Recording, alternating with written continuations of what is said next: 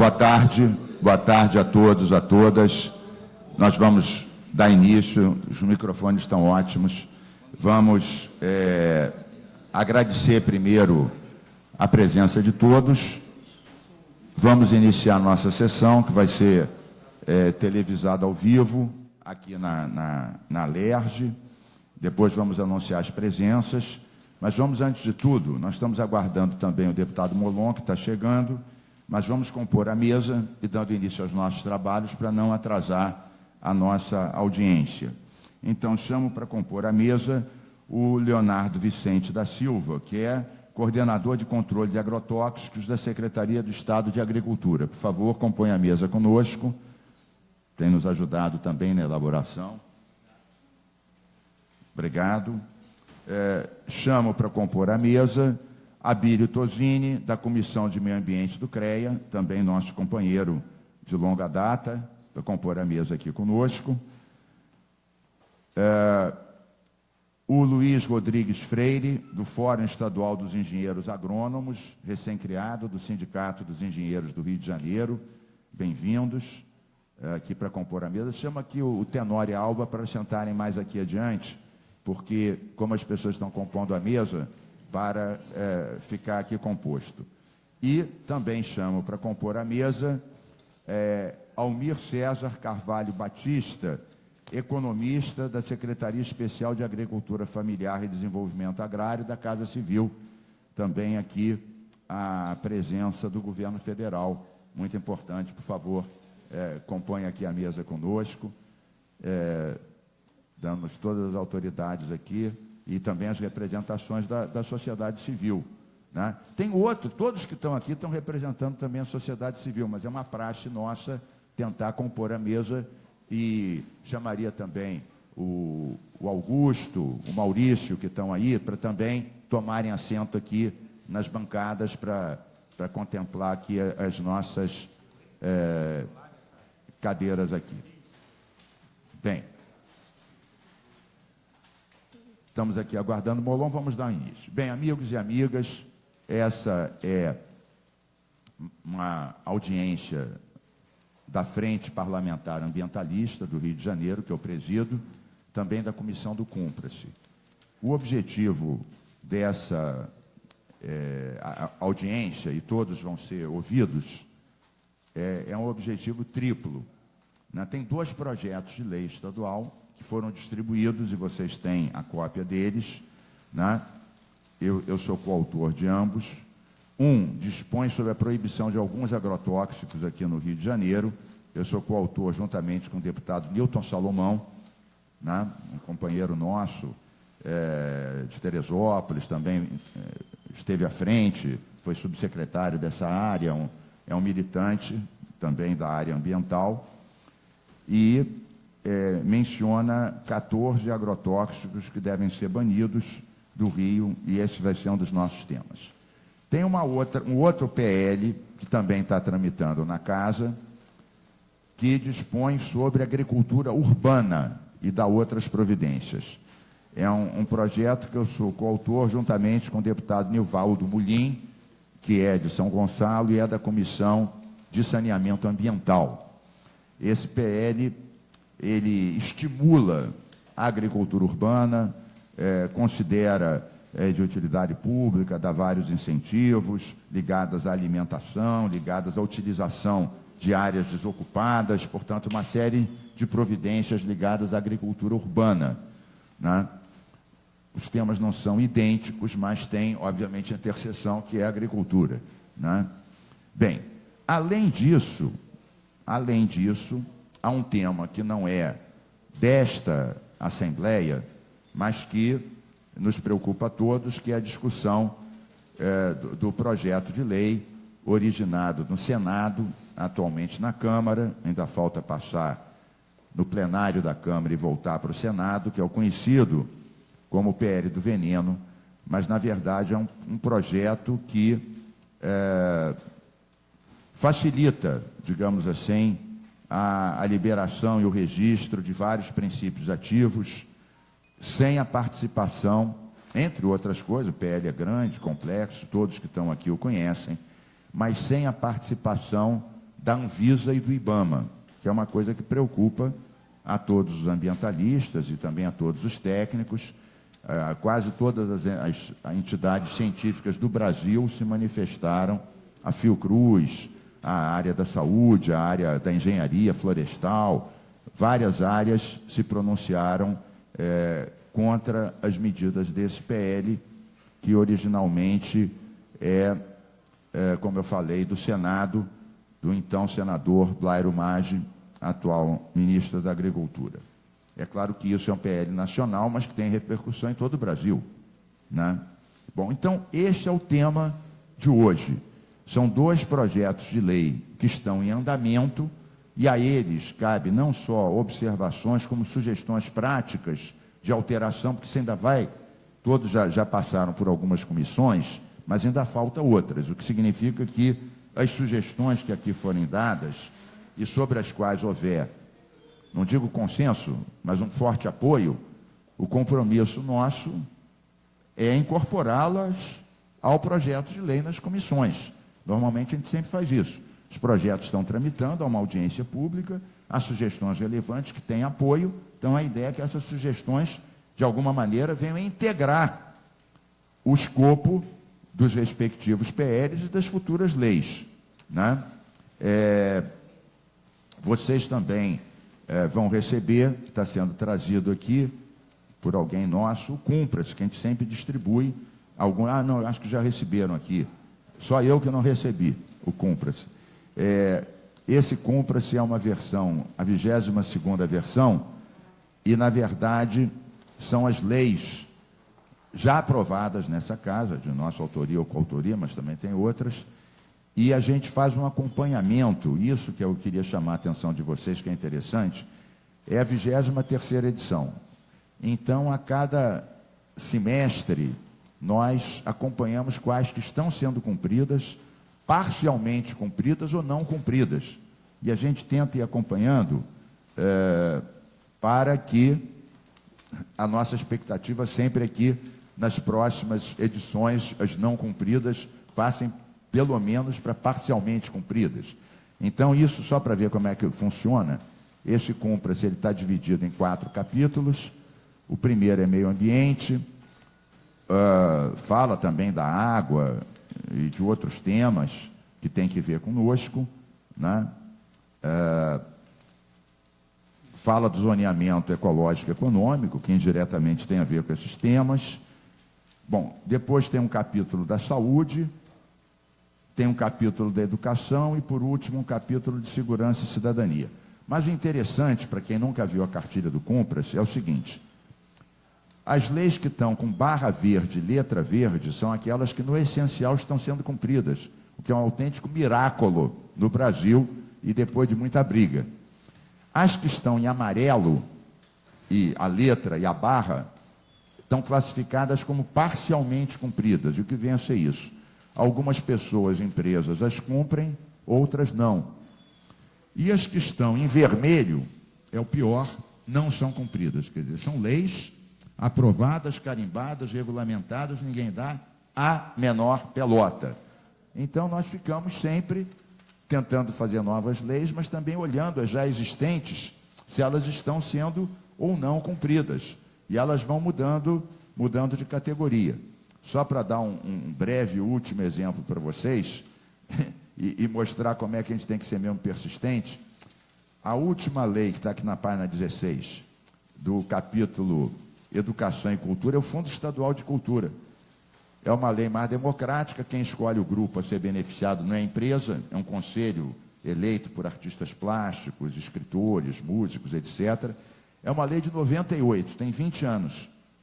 Pasmem, senhores e senhoras, ela começou a ser cumprida há 4 meses atrás. Foi o primeiro edital de 4 milhões para beneficiar 100 projetos com base nessa lei, apenas 20 anos depois da sua sanção e promulgação. Então, vocês veem que a gente tem que ser realmente mais paciente do que os burocratas de plantão para que as leis venham a ser respeitadas. Bom, então vocês estão apresentados aqui a cartilha do Cumpra-se, a gente faz sempre isso, porque é uma audiência, como eu disse, da comissão do Cumpra-se e também da Frente Parlamentar Ambientalista. Muito bem. Então, composta a mesa e dito os 3 objetivos da audiência, né, os 2 PLs que tramitam aqui e o PL federal dos agrotóxicos, vamos ouvir os nossos companheiros da mesa, o que tem a falar sobre esses temas, né, aguardando o deputado Molon, que está a caminho, também o deputado Salomão estava sendo aguardado, não sei se ele vai conseguir se liberar a tempo dos seus compromissos.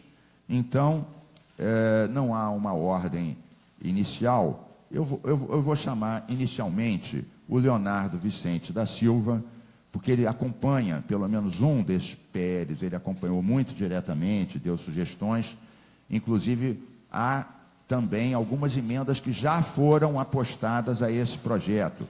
Esse PL dos agrotóxicos aqui, inicialmente era do deputado Salomão, eu me associei a esse projeto, e como ele era originalmente 2013, e a gente já está em 2018, já foram feitas modificações. Sobre a possibilidade de um Estado legislar sobre isso, é um tema pacificado. Eu vou só dar um exemplo para todos. Uma das leis que está aqui, a lei do amianto, nós proibimos o amianto, uma lei que tem 15 anos. Esse assunto foi para a Justiça, chegou ao Supremo e foi votado pelo Supremo em dezembro do ano passado. E por 6-5 o Supremo considerou a lei do amianto constitucional. Ou seja, os estados podem sim legislar banindo o amianto, mercúrio, no caso agrotóxicos. Isso foi pacificado pelo Supremo Tribunal Federal por 6-5. Inclusive, nesse caso, havia uma lei federal do amianto no sentido contrário. E o Supremo considerou que a lei federal é que era inconstitucional, porque violava os princípios da Constituição da República no que dizia respeito ao direito ao trabalho digno e o direito à saúde do trabalhador. Então, o Supremo declarou inconstitucional a lei federal e constitucionais a nossa pioneira e outras 5 leis estaduais posteriores que baniram o amianto do Brasil. Eu falo do amianto, que não tem nada a ver, só porque alguém podia questionar. Bem, tem uma lei em Brasília sendo discutida, como é que um Estado pode banir alguns princípios ativos, que não foram ainda banidos no país. Então, estou dizendo para vocês que em dezembro desse ano, o Supremo Tribunal Federal pacificou essa questão. Os Estados podem, sim, legislar sobre esse tipo de questão, sobretudo quando é questão relativa à saúde e ao meio ambiente, porque o poder de legislar é concorrente e complementar. Então, isso só para pacificar, nós podemos legislar sobre esse assunto. Já legislamos e várias das leis que vocês vão ver aqui no Cúmplice são leis desse tipo que estão em vigor e várias estão até sendo cumpridas, como a que tirou o mercúrio da produção do cloro-soda, o chumbo adicionado à gasolina, o jato de areia que gerava silicose nos estaleiros navais. Então, só para dar, está aqui o nosso companheiro Luiz Tenório, que é médico, foi presidente dos sindicatos médicos, foi secretário de saúde em Niterói, trabalha conosco há muitos anos, nem vou dizer quantos, mas foram muitos anos, e ele é, na verdade, o coautor, o estimulador das leis sobre saúde do trabalhador. Muito bem, feitos esses esclarecimentos e sem mais delongas, passo para o Leonardo Vicente da Silva, que, como disse, é coordenador de controle de agrotóxicos da Secretaria de Estado da Agricultura, para fazer as considerações que julgue sobre os projetos da Assembleia e também, por que não, sobre o PL nacional, se assim entender, comentar. Obrigado pela presença. Boa tarde a todos. Eu gostaria muito de agradecer o convite para participar. Acho que não está funcionando. Sabe o que é? Esses microfones têm que falar muito perto. Okay. Muito perto. Alô? São de uma geração, okay. Agora sim, são de uma geração antiga, que tem quase que ter o contato físico com o microfone. Então, vamos lá. Então, muito boa tarde a todos. Eu gostaria muito de cumprimentar e agradecer o convite que vim aqui participar dessa audiência pública, em meu nome, em nome da Secretaria de Estado de Agricultura. Cumprimento o ilustre deputado Carlos Mink, certo? Pessoa incansável na busca de um desenvolvimento mais sustentável para o nosso Estado. Cumprimento também o professor Freire, aqui presente, e dizer que foi uma grande satisfação poder revê-lo e saber que estamos juntos nessa luta. E demais colegas de mesas, e também o plenário de diversas entidades estão aqui representativas, Depois nós vamos anunciando todas elas. Exatamente. Bom, eu sou Leonardo Vicente da Silva, sou engenheiro agrônomo da Secretaria de Estado de Agricultura, sou formado na nossa querida Universidade Federal Rural do Rio de Janeiro e sou mestre em Engenharia de Biosistemas pela Universidade Federal Fluminense.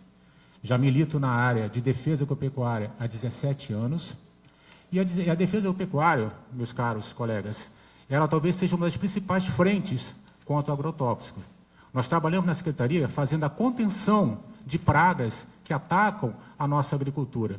Pragas que, se presente no cultivo, o agricultor acaba sendo tensionado a usar agrotóxico.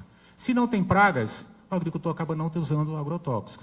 Então, trago aqui como exemplo, nós conseguimos o reconhecimento como área livre de cancro cítrico. Foi uma vitória para o Estado do Rio de Janeiro. Depois de muito trabalho, de levantamento sanitário, barreiras agropecuárias, conseguimos esse grande ganho para tentar realmente evitar que essa praga, se entrasse no Rio de Janeiro, provocaria vários danos aos agricultores.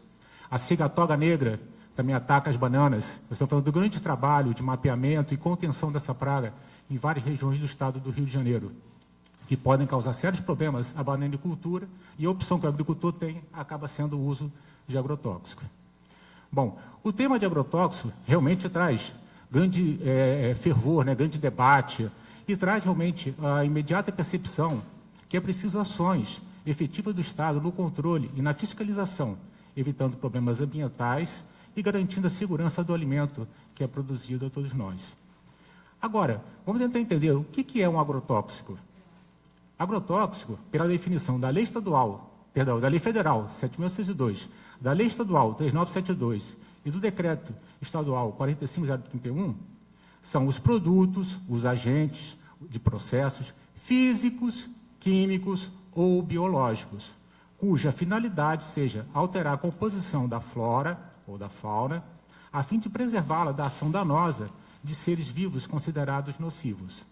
Então, é um grande grupo de processos, métodos, que são classificados como agrotóxicos, que são regidos pela legislação.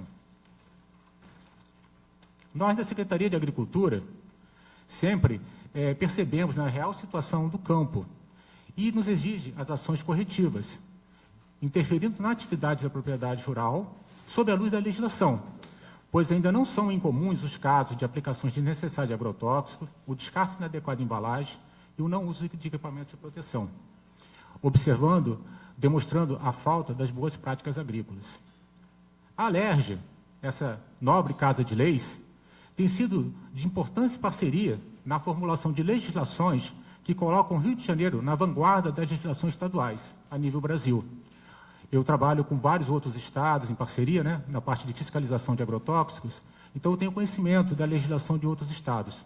E posso garantir, o Rio de Janeiro tem um vanguardismo muito grande. Nós temos cerca de 14 legislações que tratam, direta ou indiretamente, do tema agrotóxico. Dentre elas, eu gostaria de citar algumas. Nós somos o único estado da federação que tem a previsão do controle de agrotóxicos na Constituição Estadual. Então, até reforçando o que o deputado Inque comentou, né? Além de toda a legalidade que a gente tem de legislar, né, deputado? Isso. Temos ainda a Constituição Estadual, que ela é um instrumento extremamente importante para o progresso do desenvolvimento do Estado, nesse seu artigo 255. Temos também a Lei Estadual 3972, que cria o Cadastro Estadual de Agrotóxicos, instrumento esse que autoriza os agrotóxicos a serem usados dentro do Estado do Rio de Janeiro. Então, tem uma série de condicionantes que a gente observa, eu sou responsável pela parte do controle, e com isso a gente faz a exclusão ou não de determinados produtos para serem utilizados no Estado ou não. Eu trago aqui um dado para vocês, 2.980 produtos registrados a nível federal do MAPA, o Rio de Janeiro apenas autoriza 783. Ou seja, praticamente pouco mais de 1/3 do que é registrado a nível federal pode ser utilizado dentro do Estado do Rio de Janeiro. Eu cito também outra legislação também que foi criada pela Alerj, que é a Lei 6441, que implanta o Sistema Informatizado de Controle de Agrotóxicos. Sistema esse que possibilita o controle desde a sua produção até a sua utilização, comercialização e devolução das embalagens vazias de agrotóxicos. Esse sistema integra tanto a parte da comercialização, que eles têm que informar todos os dados, e nos permite, nós como agentes públicos de implantação dessas políticas, tomar medidas corretivas. Então, o sistema hoje permite mapear as principais regiões que utilizam agrotóxico no Estado, qual é o volume comercializado por município, por cultura. E agora eu venho trazer também para vocês uma novidade. Nós estamos implantando uma nova versão do sistema, conhecido como CEAPEC, no qual a gente vai conseguir mapear, a partir de outubro, por propriedade rural. Então, até então, a gente mapeava por município. Então, a partir da implantação do sistema CEAPEC 3, novo modelo informatizado, toda propriedade que utilizar agrotóxico vai ter que ser previamente cadastrada na Secretaria de Agricultura. Então, a gente começa a fazer uma transferência de estoque. Então, ele vai sair da indústria, eu sei o estoque que está na indústria, transfere para o comércio, eu tenho conhecimento desse estoque, e a partir de outubro, ele vai ser transferido o estoque para a propriedade rural. Então, independente se o agricultor comprou da loja A, da loja B ou da loja C, esse estoque entra dentro do CPF desse agricultor. E permitindo também a gente mapear a devolução das embalagens vazias, que a partir então a gente vai ter um estoque de embalagens vazias que ele vai ter que dar baixa nos postos e nas centrais licenciadas para esse fim. Então, eu acho que é um grande ganho, né, que essa Casa de Leis proporcionou ao Estado. A gente consegue ter medidas mais efetivas de controle. Eu também trago também a Lei 4.160, né, que determina a notificação obrigatória dos casos de intoxicação de agrotóxicos no Estado do Rio de Janeiro. Então, uma lei também que permite essa comunicação, você ter uma interface entre diversos órgãos, facilitando essa comunicação e interferência em casos de intoxicação. E, por último, a Lei 5.622, que proíbe a fabricação e utilização do endosulfan no Estado do Rio de Janeiro. Quem lembra, né, do acidente que aconteceu em Resende, na época da Cervates, onde 8.000 litros de endosulfan, produto técnico, vazou da indústria e caiu dentro do Rio Paraíba, literalmente esterilizando o rio, né, de Resende até sua foz, em Atafona. Então, inclusive, foi muito depois importante. disso, nós, inclusive, não só proibimos o uso dele, como determinamos que a empresa requalificasse a sua linha, inclusive com o apoio da Fiocruz, para uma linha biológica, o que foi uma coisa interessante, porque não proibir uma coisa, você estimular a mudar, foi muito mais interessante. Exatamente. Então, foi alguns ganhos que todo esse processo, acho que trouxe, né, esse olhar diferente para a questão de agrotóxicos no Estado do Rio de Janeiro. E a LERJ, essa Casa de Leis, foi de capital importância para essa mudança de atitude, em vários momentos. Então, esse protagonismo tem sido fantástico. A gente que trabalha no dia a dia da fiscalização, né, tem noções das dificuldades para exercer esses controles. Temos que interferir diretamente na sua atividade produtiva, na sua terra, no seu território. Produtores que, na maioria das vezes, são familiares, com pequenas áreas e sem apoio oficial para a produção, não sendo raro encontrar pessoas sem escolaridade manipulando esses produtos perigosos e ficando exposto a esses riscos, né? Então, são grandes desafios que nós temos. Doutor Leonardo, deixa eu lhe dizer, eu estou com uma preocupação que nós somos vários da mesa e vários do plenário. Tá, e a ideia principal seria realmente referir, claro, ao assunto como um todo e aos projetos que tramitam tanto na Assembleia quanto lá. A maioria das pessoas que está aqui militam nessa área há muitos anos. Então, na verdade, é claro, é sempre bom a gente lembrar tudo a legislação, várias que você mencionou, já tinha me esquecido, então é sempre bom esse resgate, mas em vista do número de pessoas, seria bom afunilar, por causa da questão do tempo, para os nossos projetos. Ok. Na medida do possível, sem querer lhe cortar o raciocínio. Já vou finalizar. Eu acho que o nosso grande desafio agora, né, para todo mundo, é a oferta à população de alimentos isentos de resíduos tóxicos. E acreditando, né, que esse foi o olha mestra que culminou nesse evento. Então, eu gostaria muito de agradecer esse momento da gente fazer um pequeno preâmbulo, para a gente entender e se situar na questão de agrotóxicos no Rio de Janeiro, dizer que nós temos realmente um sistema hoje de controle muito eficaz a nível Brasil, certo? Estamos na vanguarda desse controle, e agora a gente poder discutir um pouco qual seria a ordem de debates. A gente vai primeiro Não, a ordem é livre, as pessoas nas suas intervenções podem falar sobre um dos estaduais ou outro dos PLs estaduais ou do PL federal, dando sugestões ou comentários. Mas vamos circular aqui, depois, naturalmente, isso vai voltar à mesa. Então, com relação ao projeto de lei, né, que proíbe, né, alguns ingredientes ativos a nível do Estado do Rio de Janeiro, nós temos algumas preocupações relacionadas a alguns ativos que foram pontuados dentro desse PL. E algumas emendas já foram apresentadas. Isso, exatamente. Com relação ao abamectina, é um produto utilizado na agricultura fluminense para o controle de insetos e ácaros. E é um produto que tem um baixo grau de toxicidade e a sua retirada, simplesmente, poderia causar impactos indesejáveis para a agricultura. E, especialmente, por conta desse grande grupo da abamectina, você vai também restringir o grupo das ivermectinas, que é usado tanto em pet shops, quanto também na pecuária. Então, a gente tem preocupação em fazer essa restrição, que você vai impactar tanto na pecuária, como na agricultura, também quanto nos pets. Então, eu gostaria realmente de tentar entender melhor o motivo, né, desse ativo, porque ele tem um papel fundamental e causaria problemas não só para a agricultura. É um produto interessante para... De alguma maneira, esse ponto específico, acho que ele foi contemplado numa das emendas. Seria uma redução gradual, né, em 6 anos, que seria a retirada daquele.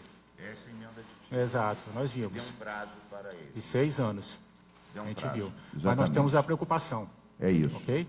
O acefato é o segundo ativo. A gente acha realmente importante tirar esse princípio ativo do Estado. É um produto antigo, com alto grau de toxicidade, no qual nós temos que fazer vários trabalhos para a restrição do uso desse ativo dentro do Estado do Rio de Janeiro. Então, a gente conseguiu reduzir os estoques, ele está praticamente em fase out, e a proibição seria extremamente benéfica para a agricultura do Rio de Janeiro, tendo várias opções para serem utilizados fora ele. O carbofuran também é outro, né, tem opções. É um produto antigo também, que tem um grau de toxicidade grande e não teria necessidade de utilizar dentro do Rio de Janeiro. Ciaxatina, idem. Endosulfan, mesma coisa. O forato e o fosmet também, poderia também ser retirado sem grandes impactos para a agricultura. Agora, outro produto, que é o glifosato, a gente também tem preocupações. Primeiro, é o seguinte, se você restringir ele dentro do Rio de Janeiro, proibir, é o produto mais usado aqui no Rio de Janeiro. Pelo último dado que eu tenho do sistema, no ano de 2017, foram comercializados 560 toneladas desse produto. Cerca de 1/3 de todo o agrotóxico comercializado no Rio de Janeiro foi glifosato. Então, de repente, proibir isso de um dia para o outro é temerário, porque os produtores utilizam... propôs dar um prazo. Os agricultores utilizam esse produto. E aí você tem todo o entorno, Minas Gerais, São Paulo, Espírito Santo, que vai acabar fomentando quadrilhas que vão traficar esses produtos. Nós trabalhamos combatendo o comércio clandestino de agrotóxicos, né? Recentemente fizemos uma ação em São Francisco do Bapuano, com apoio policial, que nós apreendemos 1,5 tonelada de produtos contrabandeados no Rio de Janeiro. Então, a preocupação que é aumentar esse contrabando, certo? Outro produto, lactofen, metamidofos, paraquat, paratiol metílica, também a gente concorda também que eles poderiam ser retirados do mercado sem maiores impactos à agricultura. O produto Tiran também nos preocupa muito, por conta que ele é um produto utilizado para tratamento de sementes. Então, hoje, se baixar essa lei e for proibido, os agricultores vão ficar sem opções para a compra de sementes para o plantio. Então, nós temos preocupações. Qual é o prazo que você propôs nesse caso? Olha, a gente nem pensou em prazo, não, porque ele é tratamento de semente. Então, ele é feito no momento do plantio, o tratamento dele. Ele não é feito pulverizações do Tiran. Então, você propõe excluí-lo? Eu proponho excluí-lo, porque poderia provocar um grande problema, você não conseguir plantar, perda de produtividade e da nossa economia na agricultura. Ok? Está ótimo. Eu teria outras? Tá bom. Então... o tricofor, ok. Poderia tirar também, que teria substitutos, é um produto que já é antigo e poderia ser substituído sem maiores problemas para o agricultor. Beleza. Então, agradecendo aqui as suas sugestões, várias delas já foram incorporadas, outras a gente vai discutir nessa audiência. Queria, então, anunciar a presença do deputado Molon, Alessandro Molon. Ele preside a Frente Ambientalista na Câmara, em Brasília, e ele também está à frente né, junto com outros companheiros, da resistência em relação à aprovação desse PL que retira, entre outros males, retira o IBAMA e a Anvisa da certificação dos agrotóxicos. Molon, só para resgatar aqui, né, nós anunciamos aqui a mesa, eu disse que você estava chegando, é uma audiência conjunta da Frente Parlamentar do Rio e da Frente Parlamentar da Câmara, e falei dos temas, os dois PLs estaduais, né? O Leonardo Vicente da Silva fez várias considerações, ele já nos ajudou, algumas delas foram realmente incorporadas e outras serão objeto aqui da nossa discussão. A audiência é exatamente para isso. Eu só, antes de passar aqui para o próximo da mesa, eu só digo o seguinte: eu fui durante 2 anos ministro do Meio Ambiente. Na época, era ministro da Saúde o Temporão, é nosso companheiro aqui da Fiocruz, companheiro do Tenório, da linha dos grandes sanitaristas da Fiocruz, da linha do Sérgio Aroca, dos nossos grandes companheiros. Nós, na época, as equipes do Meio Ambiente e da Saúde listaram 28 princípios ativos que nós queríamos cancelar a sua autorização, em vista de já serem proibidos na Europa, em outros países, e para os quais, esse é o ponto que você pegou, para os quais havia substitutivos muito menos agressivos e economicamente viáveis. Desses 28, nós conseguimos cancelar 9.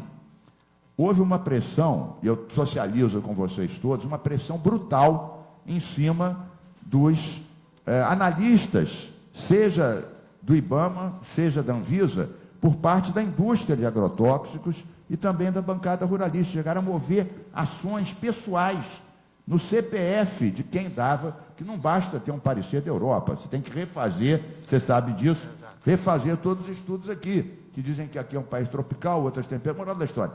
Tudo tem que ser refeito. E aqueles que assinavam laudos dizendo que era altamente prejudicial, que eram teratogênicos ou mutagênicos, etc., aparecia um outro cientista dizendo que não era isso, e com base nisso, a indústria entrava com processo contra a pessoa física, indo em cima da casa do sujeito.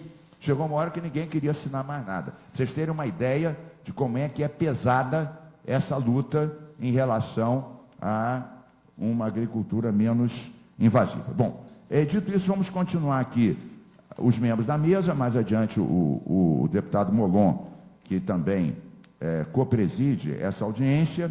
Então, ouçamos o Abílio Tosini, que está representando aqui a Comissão de Meio Ambiente do CREA, antigo companheiro nosso de várias e boas lutas ambientais e sociais, para tecer os comentários sobre o tema da audiência. Agradecer mais uma vez, Abílio, a sua presença e a sua militância incansável em questões sindicais, sociais e ambientais, socioambientais. Lembro-me que já tivemos uma luta conjunta de uma audiência pública que você presidiu dentro do Sindipetra RJ, que salvou a Baía da Ilha Grande de um derrame de lodo da dragagem que queriam fazer, e simplesmente para economizar percurso, ao invés de lançar em alto mar, o resultado da dragagem queriam lançar dentro da Baía da Ilha Grande. Foi uma audiência bem sucedida, que permitiu naquela época ressuscitar os estaleiros, que eram verdadeiros montes de ferrugem, e que agora, infelizmente, por conta da trajetória política do nosso país, voltam a ser montes de ferrugem. Mas, me prendendo ao tema da audiência, primeiro quero explanar aqui a posição do plenário do Conselho dos Conselheiros do CREA Rio de Janeiro, que na sua reunião plenária da segunda-feira passada decidiu, diante de um documento que foi apresentado aos conselheiros pela Comissão de Meio Ambiente, não aprovar o documento, que continua em discussão entre as várias categorias profissionais que se envolvem com a questão, entre eles os nossos companheiros engenheiros agrônomos, engenheiros florestais e outras profissões. Então, não temos um texto acabado com a posição do CREA Rio de Janeiro, que será levado ao CONFEA, que é a posição que nós pretendemos tomar, é uma posição enquanto sistema nacional para dar mais peso da posição dos engenheiros e engenheiros agrônomos. No entanto, nós temos uma posição da grande maioria dos conselheiros do CREA Rio de Janeiro, que é não ao projeto de lei que tramita no Congresso, no contexto que ele apresenta, principalmente por excluir a Anvisa e o IBAMA do posicionamento em relação aos efeitos que estas substâncias, que hoje são chamadas de agrotóxico, e que querem dar um nome perfumado, arejado, de defensivos agrícolas. Então, colocada esta que é a posição do CREA Rio de Janeiro, definida pelo seu plenário, portanto, é a posição também acatada pelo nosso presidente Cossenza, que presidia essa reunião, de que o CREA Rio de Janeiro é contrário ao projeto de lei que tramita no Congresso Nacional na forma como ele está, mas que vai emitir um documento em breve que vai ser levado ao sistema CONFEA, CREAS, para ter uma posição nacional. Eu disponho de quantos minutos, Mink? A gente não determinou, por falha minha, um tempo, mas seria bom. Você está indo no ponto, você está dizendo a posição. Já disse a posição do CREA. A posição nacional, etc.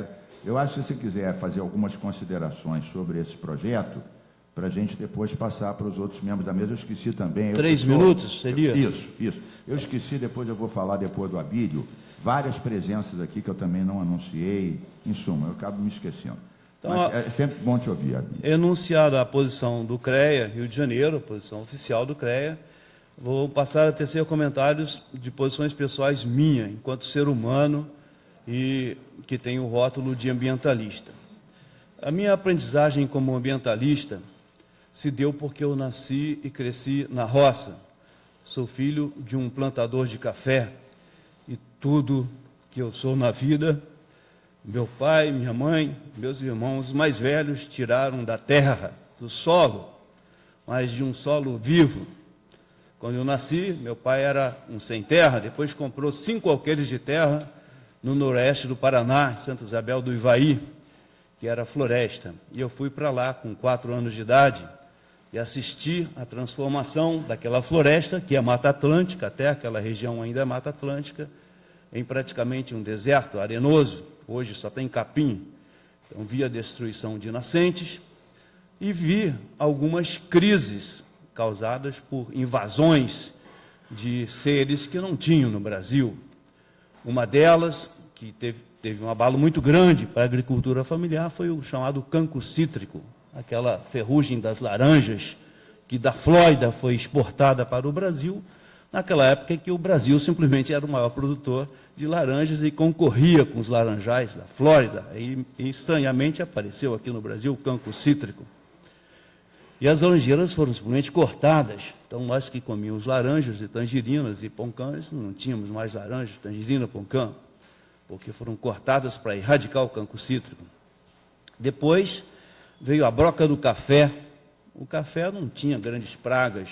Com a broca do café, muitos cafeicultores sofreram envenenamentos, porque tinha que pulverizar a broca do café, umas máquinas que eram manuais, borrifadas. Está mostrando como os desequilíbrios foram gerando as pragas. Exatamente. E depois os venenos novos desequilíbrios. Exatamente. E as pragas estranhas que aparecem do nada, e aí exigem mais venenos. E sempre que aparece a praga, já tem o veneno para ser vendido. Depois, eu vi uma outra praga. Tenta dar só uma funiladazinha. Sim, que eu estou ainda no primeiro minuto. Mas, rapidamente, uma outra praga foi um vírus que atacava as galinhas. Aí teve que matar as galinhas todas. E para isso não tinha veneno, não. As galinhas criaram resistência e sobreviveram. Mas o que eu quero dizer é o seguinte: uma coisa que eu tenho certeza é que os venenos, eles aumentam o desequilíbrio da natureza. Eles não contribuem para a vida. Eles envenenam a água, eles envenenam o ar, eles envenenam o solo e matam o solo. Transformam o solo, que é um ser vivo, em um solo estéril. E com o passar do tempo, cada vez mais o solo passa a depender dos aditivos químicos. Então, quando você coloca veneno para matar os insetos e outras espécies vegetais que concorrem com aquela que você quer que produza, você, na realidade, vai estar envenenando o meio ambiente. Então, a saída para a humanidade é a agricultura sem usar veneno, a agricultura familiar. Desde que eu nasci, minha família produzia hortifruti granjeiros para ir vender. Ora, como era uma agricultura familiar, as plantações eram pequenas, as lagartas do couve eram catadas à mão. Era trabalho que as crianças faziam. Então, as comidas não tinham veneno. E as pessoas não ficavam doentes com tanta incidência como você tem hoje, tanta doença respiratória, que aí aumenta outra rede mercadológica, que é a das substâncias chamadas de remédios. Então, senhoras e senhores, a solução é abolirmos o veneno. O técnico que representa a Secretaria de Estado diz que tem que ter uma velocidade para que isso aconteça. Ele diz, no caso de alguns, outros ele concorda com a abolição imediata. Sim, mas, em larga escala, nós temos que conscientizar a população brasileira a exigir que sejam abolidos a médio e a longo prazo todos os venenos. Nós sabemos que 70% da comida que o povo brasileiro come não vem do agronegócio, dos latifúndios. Então, ninguém vai passar fome se a gente passar de envenenar a água, o solo, o ar. Porque esse veneno que envenena a água, o solo e o ar, ele vem para os corpos dos seres humanos. E eles se concentram nas gorduras, nas bainhas de mielina dos neurônios e causam problemas neurológicos a médio e a longo prazo. Eles se concentram nas gorduras do fígado e causam cânceres nos órgãos internos dos seres humanos. Abílio, tentando então, para concluir, a minha posição como ambientalista é pela agricultura familiar sem veneno, pela vida contra a morte. Muito obrigado, Abílio Tosini, que tem uma fundamentação, tem uma história de vida e tem uma posição clara, e, além disso, está aqui representando uma entidade importante como o CREA. Antes de passar... Antes de eu encerrar, quero convidar para uma próxima audiência pública que você estará presente, porque você é membro da Comissão Floresta do Meio de Camboatá. Sobre a Floresta de Camboatá, foi convocada pelo presidente da Comissão do Meio Ambiente, André Lazzaroni.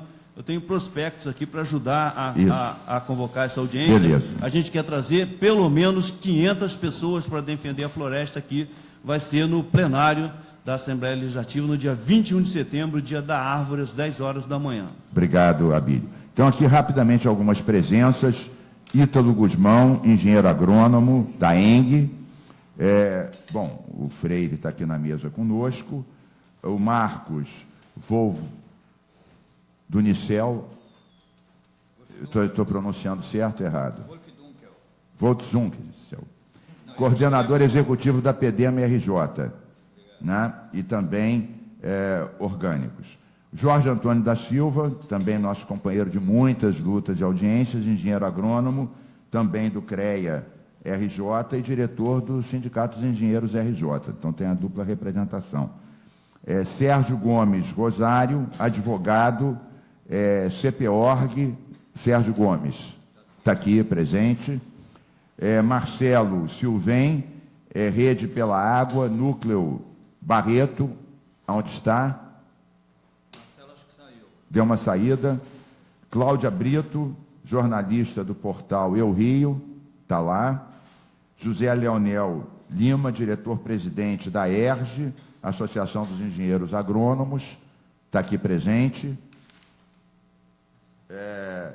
Tomás Langebach, professor pesquisador, visitante da PUC, está aqui presente também conosco. Bem, passo então aqui a palavra para o Alessandro Molon, que é deputado federal e preside a Frente Ambientalista na Câmara Federal. Peço que dê um microfone. O Molon, esse microfone tem que falar muito pertinho dele, porque ele é de uma geração antiga. Sem problemas, Mink. Eu queria cumprimentá-lo e cumprimentar a Frente Parlamentar Ambientalista do Estado do Rio de Janeiro, que é presidida por você, por essa iniciativa. Acho que é uma iniciativa extremamente importante. Esse é um tema decisivo para o futuro da nossa vida, das nossas vidas, né? Isso não é um detalhe, não é uma luta menor, não é uma bobagem, isso é uma coisa seríssima sobre a qual a gente está discutindo e debatendo aqui, seja quando tratamos dos 2 projetos de lei estadual, apresentados pelo deputado Carlos Mink com outros, seja pelo projeto de lei federal, projeto de lei do veneno, que nós até o momento conseguimos barrar lá na Câmara dos Deputados. Trata-se, como eu estava dizendo, de uma luta em defesa da vida, pela vida das pessoas. E destaco aqui, por exemplo, esse agrotóxico, né, que é muito utilizado aqui no Estado, como disse o Freire, não é isso? O glifosato, né? Eu tenho me dedicado sobre esse tema, não apenas como coordenador da Frente Parlamentar Ambientalista Nacional, mas também como membro da comissão que discutiu o PL do veneno e como presidente atualmente da comissão que analisa... Molon, só uma correção, não foi o Freire, foi o Leonardo Vicente da Silva. Leonardo. O Freire não usou da palavra ainda, está aqui do teu lado esquerdo, é dos engenheiros. Desculpa, quem coordena o controle de agrotóxicos na agricultura é o Leonardo Vicente da Silva, que tem nos ajudado aqui nesse PL. Obrigado. Tem posições, algumas que a gente concorda, outras que a gente tem que discutir, que é o que você vai fazer exatamente agora. Perfeito. Obrigado, deputado Mink, e obrigado, Leonardo, aí pela presença, e peço desculpas aí pela confusão dos nomes. Vejamos esse caso. Eu dizia que eu estou me dedicando a esse tema, seja como coordenador da Frente Parlamentar Ambientalista Nacional, seja como membro da comissão que analisou o PL do veneno, seja como presidente de uma outra comissão especial da Câmara dos Deputados, que analisa um outro projeto de lei em sentido contrário, que é o projeto de lei que cria a PNARA, que é a Política Nacional de Redução de Agrotóxicos. Então, há um projeto de lei federal que quer facilitar o uso de agrotóxicos e há outro em sentido contrário, que quer reduzir o uso de agrotóxicos. E eu defendo essa segunda visão, a da redução. E por que é que eu defendo isso? Primeiro, alguns anos atrás, eu tenho feito ao longo dos anos muitas emendas parlamentares, tenho destinado muitos recursos, dinheiro público, para o Instituto Nacional do Câncer, que é um órgão federal de excelência, situado aqui no estado do Rio de Janeiro, que presta um serviço importantíssimo, seja de atendimento e, portanto, cura, seja de pesquisa sobre o câncer no Brasil. O que é que os pesquisadores do INCA me ensinaram há mais ou menos 6 anos atrás? Eu perguntei a eles o seguinte: por favor, me esclareçam. É impressão minha, pelo fato de eu estar ficando mais velho, e, portanto, eu estou vendo mais pessoas com câncer, então é uma questão etária, as pessoas mais próximas acabam tendo câncer, ou, de fato, o câncer está aumentando no Brasil? Eles disseram: o câncer está aumentando no Brasil. Há um aumento do câncer. E eu perguntei a eles: a que se deve isso se, por exemplo, porque o começo da conversa era sobre câncer de pulmão. Como é que o câncer está aumentando se a gente tem cada vez menos fumantes no Brasil, por exemplo? Eles disseram: agrotóxico. Foi a primeira vez que eu me dei conta dessa relação direta. E agora, recentemente, deputado Mink, numa apresentação de representantes do INCA, na comissão especial do PNARA, esse projeto que quer reduzir o uso de agrotóxicos, eles disseram: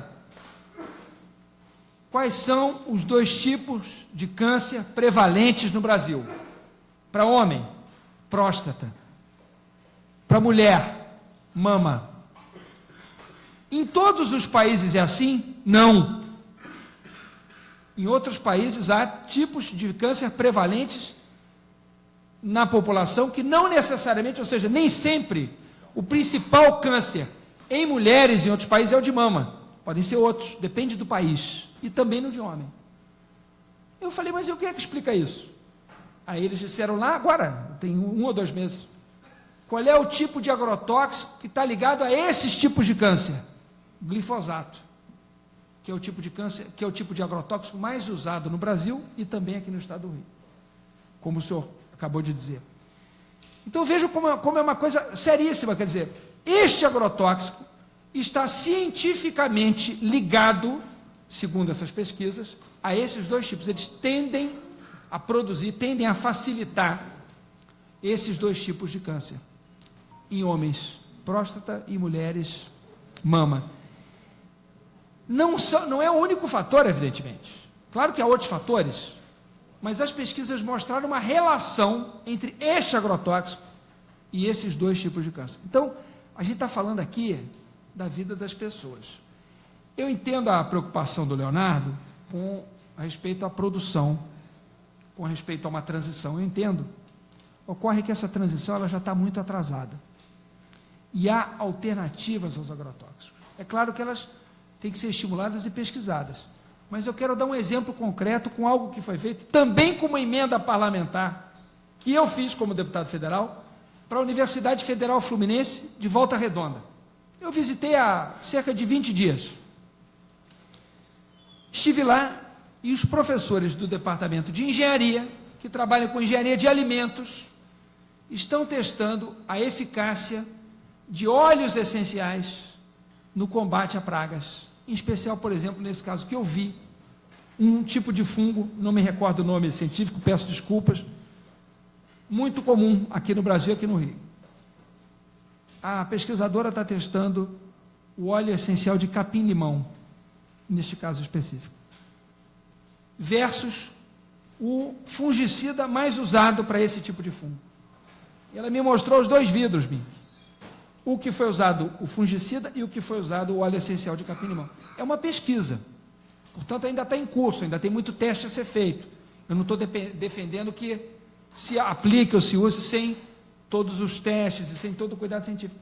Mas ali naqueles vidrinhos ela mostrou assim, olha aqui a diferença. O óleo essencial muito mais eficaz para aquele tipo de fungo do que o fungicida mais usado. Então tem alternativas agroecológicas que são viáveis, que podem ser produzidas, que se pode pagar por elas. Claro que é um processo, claro que não é uma mágica. Eu não estou defendendo nenhuma responsabilidade. Mas a gente tem que avançar rapidamente para isso. Por quê? Porque nós estamos muito atrasados.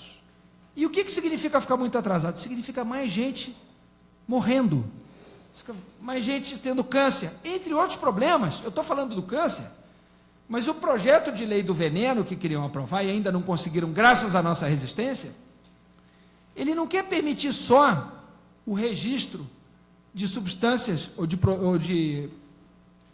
produtos ativos que sejam comprovadamente carcinogênicos.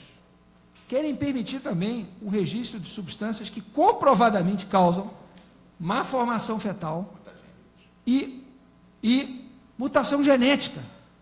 Então, vejam, assim, é inacreditável. Se me contassem, eu provavelmente não acreditaria. Eu diria, não é possível que tem gente no Congresso Nacional querendo aprovar uma mudança na lei de agrotóxicos para pior, para permitir o registro de substâncias que a ciência já demonstrou causar câncer, mutação genética ou má formação fetal. Mas é isso que você está tentando. Querem mudar a lei para permitir isso, porque já são admitidos os registros de princípios ativos que causam, por exemplo, mudanças hormonais. Infelizmente, isso não está proibido pela lei brasileira. E eles existem, e eles são registrados, e eles são consumidos por nós. Portanto, que afetam o funcionamento das nossas glândulas. Isso já é muito grave. Tem outros casos tantos de problemas causados pelos agrotóxicos que eu não estou nem mencionando aqui agora. Por exemplo, depressão, mudanças no sistema nervoso. Tem pesquisas científicas que mostram a relação disso com suicídios.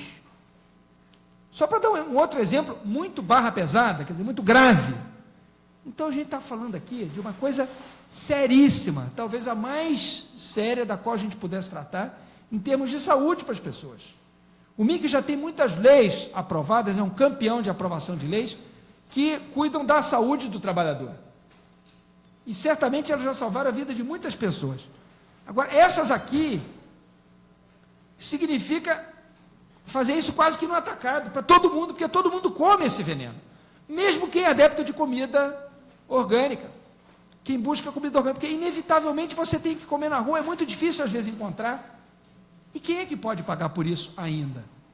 Então, há uma série de ações que a gente tem que fazer, como seja a proibição desses elementos, que estão num dos projetos, seja as outras que constam do outro, seja o estímulo à agricultura familiar orgânica. Vejam, o projeto de lei, o Pinara, ele não proíbe o uso de agrotóxicos, ele prevê uma redução. Portanto, há que se ter uma... Molon, como as pessoas podem acessar o Pinara, conhecê-lo? Tem uma... no site da Câmara, câmara.leg.br, você fazendo uma pesquisa Pinara, é possível achar a comissão especial, tem um texto da lei, tem todas as apresentações, inclusive essa que eu mencionei do INCA está lá, sobre os efeitos negativos dessa substância. Então, há alternativas, é preciso agir. Parabéns, Mink, pelos projetos de lei, conte com o nosso apoio. Muito obrigado pelo apoio na luta contra o PL do veneno que você e a Frente Parlamentar Ambientalista têm dado. Aliás, você já teve numa outra audiência, inclusive com o Greenpeace e o SOS Mata Atlântica, sobre esse tema. Exatamente. Também. E contamos com a sua ajuda também para aprovar o Pinara, porque... Muito importante. E vamos ter que fazer uma audiência pública aqui, com a sua ajuda, aqui no Rio, sobre o Pinara, porque aqui eu estou falando... É pouco conhecido. Do PL do veneno. Nós queremos mostrar alternativa, não basta ser contra, é preciso ser propositivo. Tem uma saída e para isso é fundamental a nossa mobilização. Eu agradeço a oportunidade, encerro por aqui a minha participação, mas queria dar um pouco esse quadro federal. Um projeto para facilitar o uso de agrotóxicos, outro para reduzir, e a vitória de cada um deles depende da nossa mobilização. Muito obrigado, Mink, parabéns aí pela luta. Conte comigo na luta pela floresta. O Molon, ele não vai poder ficar mais tempo, mas eu vou abrir aqui para algumas questões direcionadas a ele. A gente vai continuar aqui a nossa audiência. Eu queria só, Molon, lembrar uma coisa que eu expliquei antes de você chegar, que é o seguinte: nós temos a tradição sempre de discutir com o governo, com os cientistas, com a sociedade civil, e modificar os projetos. Por isso que a gente conseguiu aprovar tantas leis. E algumas das sugestões que o Leonardo deu, nós acatamos. Essa daqui, especialmente, não. A gente está essa em relação ao glifosato. Mas as outras que ele fez em relação à abamectina e também ao tiram, que é esse da semente, né? Não incluindo na lista e outro dando prazo, nós acatamos as sugestões.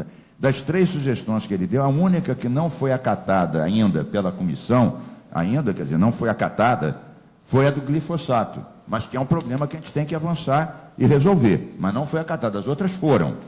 E eu queria também, antes de abrir a perguntas que queiram fazer a você, depois nós vamos continuar aqui o nosso debate, já tem uma pessoa inscrita, é o seguinte, Molon, eu expliquei para eles o seguinte: depois da vitória que a gente teve no caso do amianto, no Supremo Tribunal Federal em dezembro, ficou claro que os estados podem sim legislar de forma mais avançada nas restrições no que diz respeito a meio ambiente e saúde. Ou seja, como o Rio foi pioneiro, graças ao Tenório e outros companheiros, na lei do chumbo, do mercúrio, do amianto, e o STF reconheceu, a gente aprovando essa lei aqui vai ser também uma ajuda boa à luta federal e que outros estados também se mirem. A gente fez a lei do amianto, outros estados fizeram. A gente fez a lei do mercúrio, outros estados fizeram. E isso acaba influindo. Então, o Rio de Janeiro, mais uma vez, pode ter um papel de protagonismo e respaldado, dessa vez, por uma recente decisão do Supremo Tribunal Federal, em dezembro de 2017, no caso sobre a lei do amianto.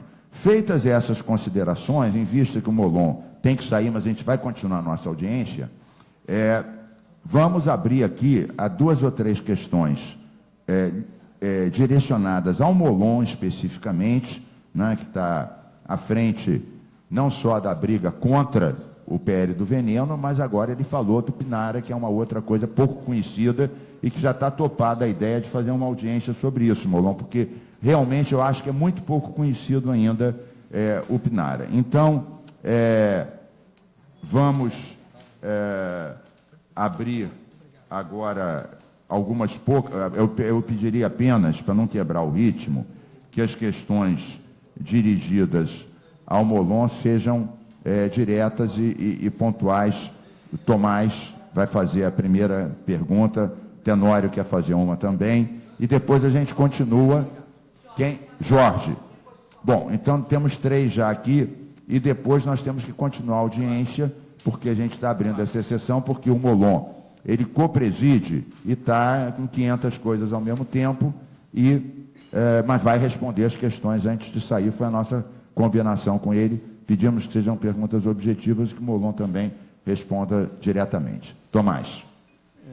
Bom, meu nome é Thomas Languibar, sou atualmente professor visitante da PUC e antes era da UFJ e trabalhei bastante com agrotóxicos, etc. E quando o Leonardo começou a fazer esse programa, eu me interessei, até porque é uma coisa que passa um pouco da academia para uma coisa mais prática, real, e sugeri a ele, então, a gente fazer uma política de exclusão e restrição de produtos para substituir por produtos melhores em cima de 4 parâmetros, né? Biodegradação, contaminação do solo por lixiviação, da água, da lixiviação, contaminação do ar pela volatilização e impacto na saúde. 4 parâmetros a serem considerados.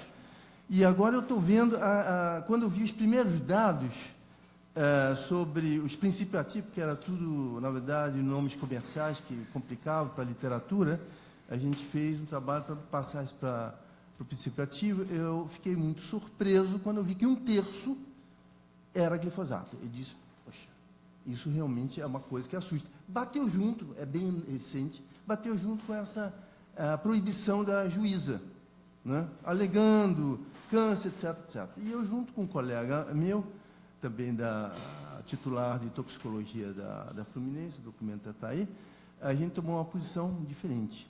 A gente diz, primeiro, é um produto que está visceralmente ligado a toda a agricultura, você não pode cortar daqui para frente de um momento para o outro, primeiro. Segundo, olhando, aí eu não pesquisei, a não ser a literatura, não pesquisa própria. Eu verifiquei o seguinte, que o glifosato degrada com facilidade. Agora, em junho desse ano, saiu uma revisão toda de biodegradação, em que é um produto que degrada fácil. Ele se liga fortemente ao solo. Com isso, ele não lixivia, não contamina lençóis d'água. E ele tem uma pressão de vapor extremamente baixa, ou seja, não vai para o ar. Então, aí eu disse, bom, esses 3 parâmetros ambientais estão bem, estão muito bem. Vamos ver a saúde. E aqui eu tenho 4 posições de 4 instituições internacionais, não é? A Organização Mundial de Saúde está à sua disposição aqui, que diz que não é considerado cancerígeno. 2, o EPA também não. A comissão, isso foi mais importante, europeia, ligado a isso, ficou muito na dúvida e se posicionou que realmente não havia indícios claros de ser cancerígeno, não é? Se bem até faz uma menção, que só tem uma instituição que insiste que seja, internacional que insiste que seja.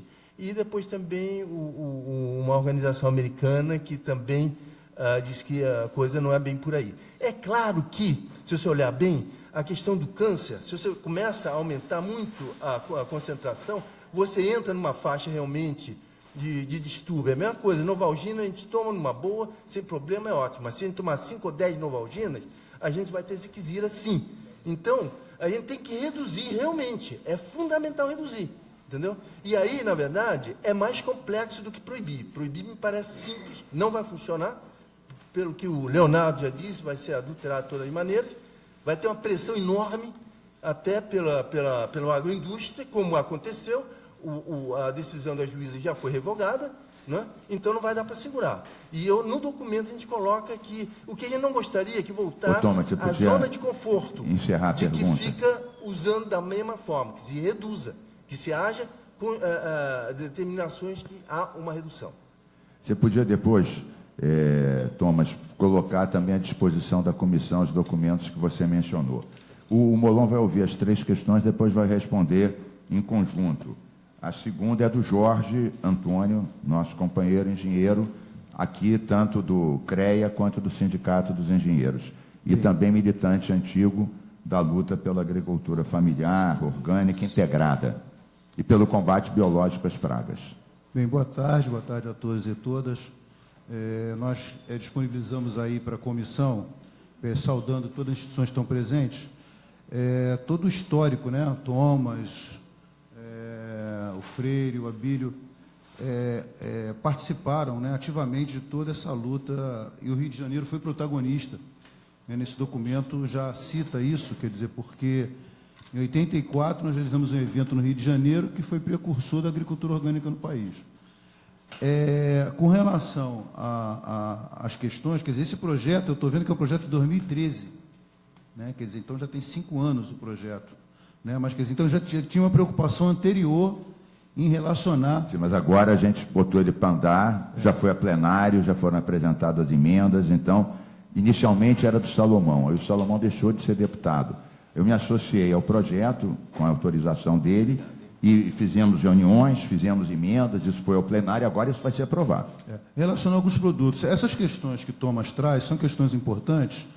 Agora, chama atenção essa discussão toda que tem, primeiro, esse retrocesso na questão da mudança da legislação no Brasil, né? Quer dizer, então, isso é uma questão, a articulação nacional, o Molon foi protagonista também no Congresso, dentro desse contexto. A outra questão é o sucateamento, né, das instituições né, de pesquisa, de extensão, né, então que isso, de meio ambiente, né, de saúde, quer dizer, então isso é uma preocupação adicional que está ligado a isso. Quer dizer, então, a questão de substituição, desses agrotóxicos que são mais perigosos, quer dizer, está ligado diretamente a essa questão O Jorge Antônio comentou aqui comigo e com o Molon, o Leonardo, reforçando o que você acabou de dizer, 17 anos sem concurso. Não, isso, A gente fiscalização. acompanha. Então, reforçando o que você acabou de dizer, sucateamento das instituições. Então, é urgente.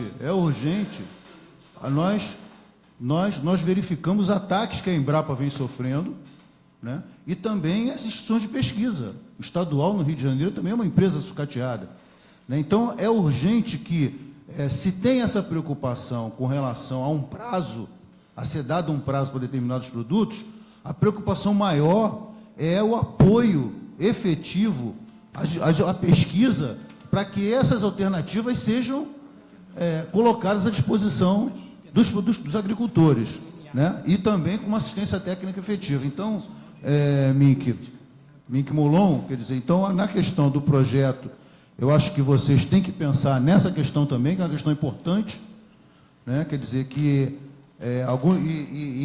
o Mink também citou a questão do Cumpra-se, né? Quer dizer, então, alguns projetos são aprovados, mas a dificuldade concreta do Executivo encaminhar está ligada a essa dificuldade, né, política. E no Rio, particularmente no Rio de Janeiro, nós estamos enfrentando essa crise, que é uma crise que só agrava, né? Eu faço parte também das questões ambientais, então acompanho também isso daí. Então, são essas as minhas considerações. Obrigado, Jorge Antônio. Passo, então, a terceira e última questão para o Luiz Tenório, e o Molon vai responder as três. A gente vai continuar aqui a nossa audiência. E o problema é que o Molon realmente vai ter que sair, então ele vai, pelo menos, responder essas três questões. Luiz Tenório. Minha questão não é nem uma pergunta, não. É que há 15 anos atrás, a gente tentou tirar alguns agrotóxicos, inclusive o cancro cítrico, e naquela ocasião a gente teve uma resistência muito grande, não me lembro se era o governo Fernando Henrique Cardoso, já era o governo Lula, em relação às relações externas, porque os Estados Unidos, o Brasil era o principal exportador de sucos de laranja para os Estados Unidos.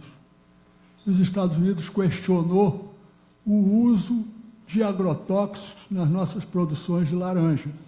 Em função disso, houve uma pressão e uma briga muito grande a nível de esfera de governo federal em relação à questão da laranja, porque o Itamaraty colocava que seria uma perda no produto, no recurso que vinha para o governo, em função de a exigência que os Estados Unidos estavam fazendo de nós não utilizarmos determinados tipos de agrotóxicos, de defensivos, agrícolas, etc. Então, acho que é muito importante, Molon, a nível federal, tomar este cuidado, porque a gente pode fazer um esforço enorme, e num governo em que tem sempre, não esse, mas todos, principalmente esse, uma força entre a produção e o meio ambiente Inclusive, isso aconteceu em todos os governos, não foi só nesse. Que, evidentemente, quando a área econômica entra em jogo, falando que não pode ter ações por causa da perda do recurso que o Brasil ganha, muitas vezes é sacrificado as políticas de meio ambiente. Então, é só tomar este cuidado, não é uma pergunta. E em relação à questão do câncer que ele coloca, eu acho que o nexo causal é importante em relação aos agrotóxicos, mas não é apenas o nexo causal que está levando, o nexo causal entre a doença e o uso dos agrotóxicos. Isso daí contribui também para um avanço do ponto de vista de saúde pública, que é o tempo de vida, a projeção de vida de cada brasileiro. Me formei em 68, o Brasil tinha um índice de mortalidade, de nascimento, de vida, de 58 anos, hoje está de 73 anos. Então, é evidente que o perfil epidemiológico de morbidade e de mortalidade mudou nesses últimos anos. A gente tem que também levar isso em consideração para não demonizar um único ponto nessa questão. Isso.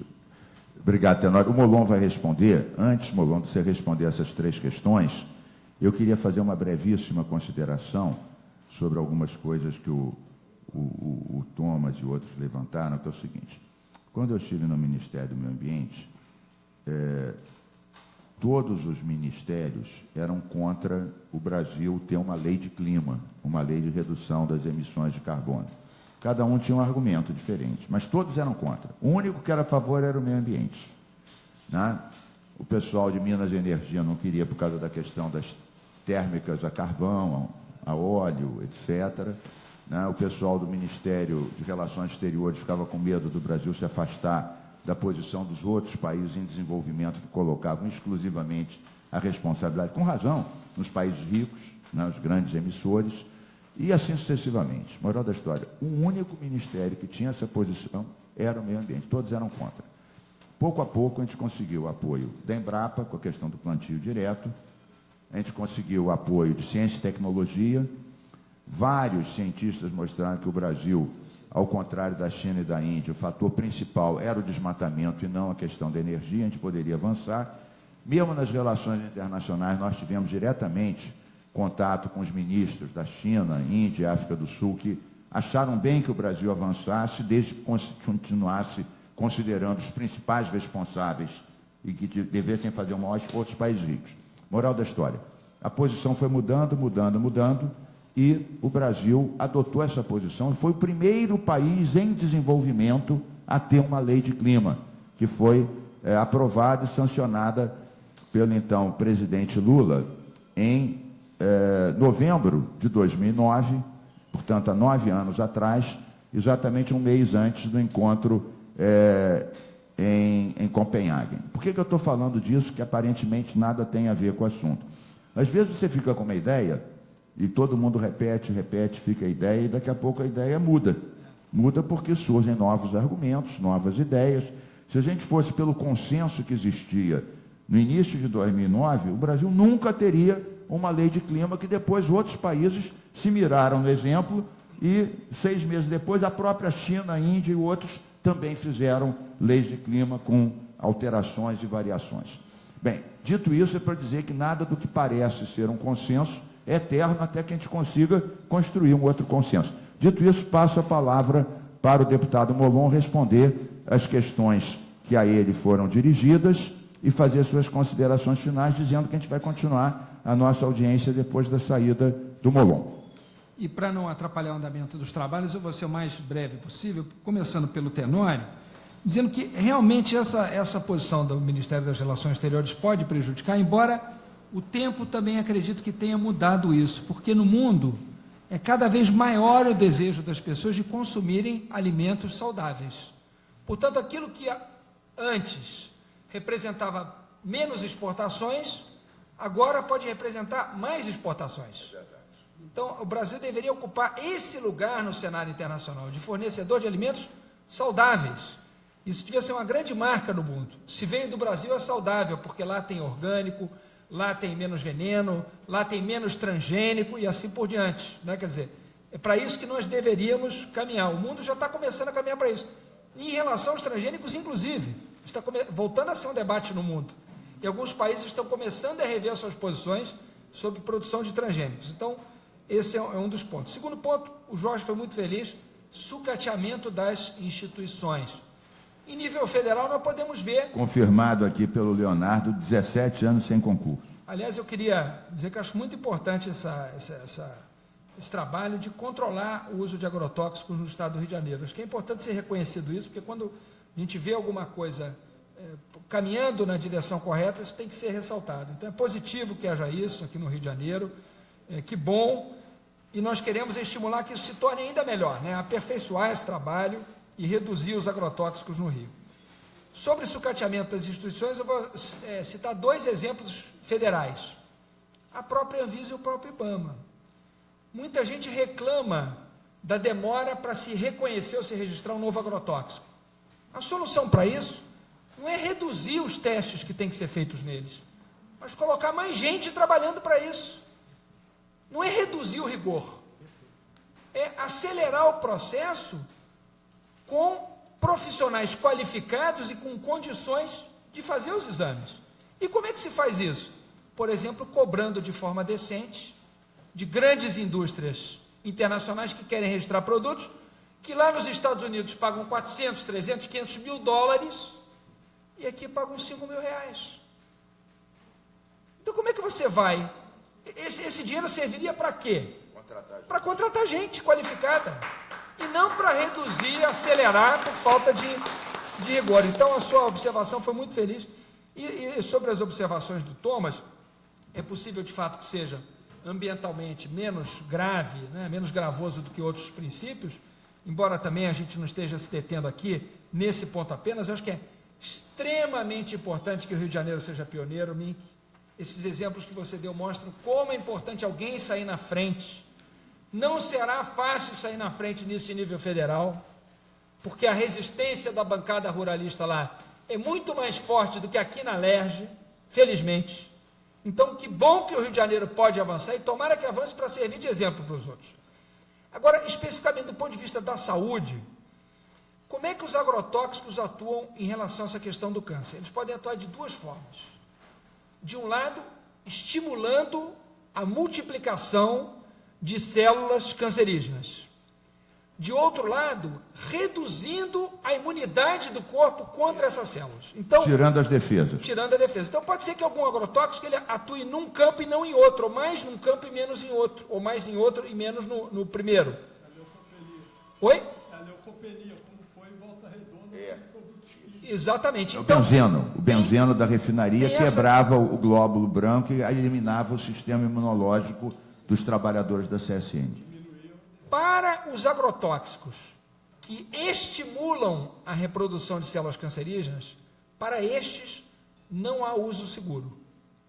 Não há quantidade segura. Isso eu aprendi também com os cientistas do INCA. Eles disseram, quando aquela substância estimula a reprodução de uma célula cancerígena, basta uma molécula que o processo pode ser desencadeado. Então, aqui é muito importante saber a distinção entre um e outro, porque de um lado a imunidade pode ser menos afetada com menos quantidade, dependendo do uso seguro, entre aspas.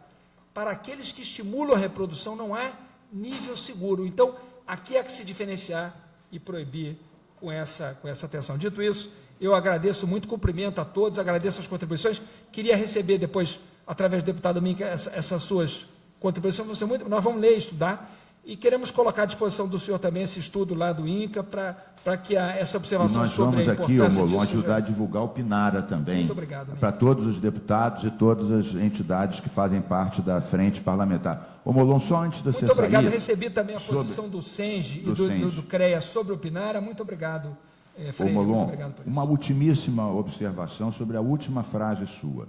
Quando a gente estava com o Tenório combatendo essas todas, o mercúrio, o jato de areia e o amianto, para todos eles havia discussão do uso seguro. Né? As pessoas diziam que no caso do amianto, no caso do jato de areia, se pusesse os EPIs, os EPCs, os equipamentos de proteção individual, coletiva, exaustores, que... No caso do jato de areia, a Fiocruz descobriu silicose em fuzileiros de uma base perto dos estaleiros que nunca tinham pisado no estaleiro, mas que a nuvem levava a sílica em suspensão, e eles contraíram silicose, e isso derrubou a tese do uso seguro. No caso do amianto, a mesma coisa. Até no julgamento em dezembro, os donos da mina de amianto e a associação de amianto defendiam o uso seguro do amianto. E isso daí foi demonstrado depois que o amianto sozinho era responsável por 30% dos cânceres laborais no Brasil. E até dezembro estava a associação lá dizendo que não, que se tomasse as medidas todas, umidificasse, pusesse exaustores. Então, a discussão do uso seguro existiu em todas essas questões que a gente conseguiu abolir, até que as entidades científicas, por um lado, algumas demonstraram que não havia uso seguro e outras demonstraram o que você está falando, os substitutivos para cada caso. Então, peço uma salva de palmas para o Molon, que vai ter que sair, está resistindo lá, e vamos fazer, sim, a audiência Zebupinara, que é a Política Nacional de Redução de Agrotóxicos. A gente vai ter que depois consultar a frente, consultar as pessoas e marcar. Molon, boa sorte. Muito obrigado. E bom trabalho. Muito obrigado. Desculpe ter que sair por outros compromissos, mas parabéns pela audiência pública. Obrigado a todos. Obrigado, Molon. Anuncio a presença da Ana Paula Guimarães Farias, que é vice-presidente da AERJ e diretora técnica da APEDEMA. E passo, então, a palavra ao engenheiro Luiz Rodrigues Freire, do Fórum Estadual dos Engenheiros Agrônomos.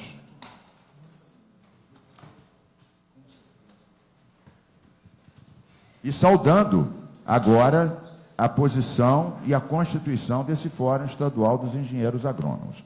Obrigado pela presença e parabéns por toda a sua história de luta, Luiz Rodrigues Freire. Obrigado, Mink. Boa tarde a todos. Antes de analisar isso, eu quero levantar um aspecto básico. O pessoal que defende agrotóxico é fortemente remunerado.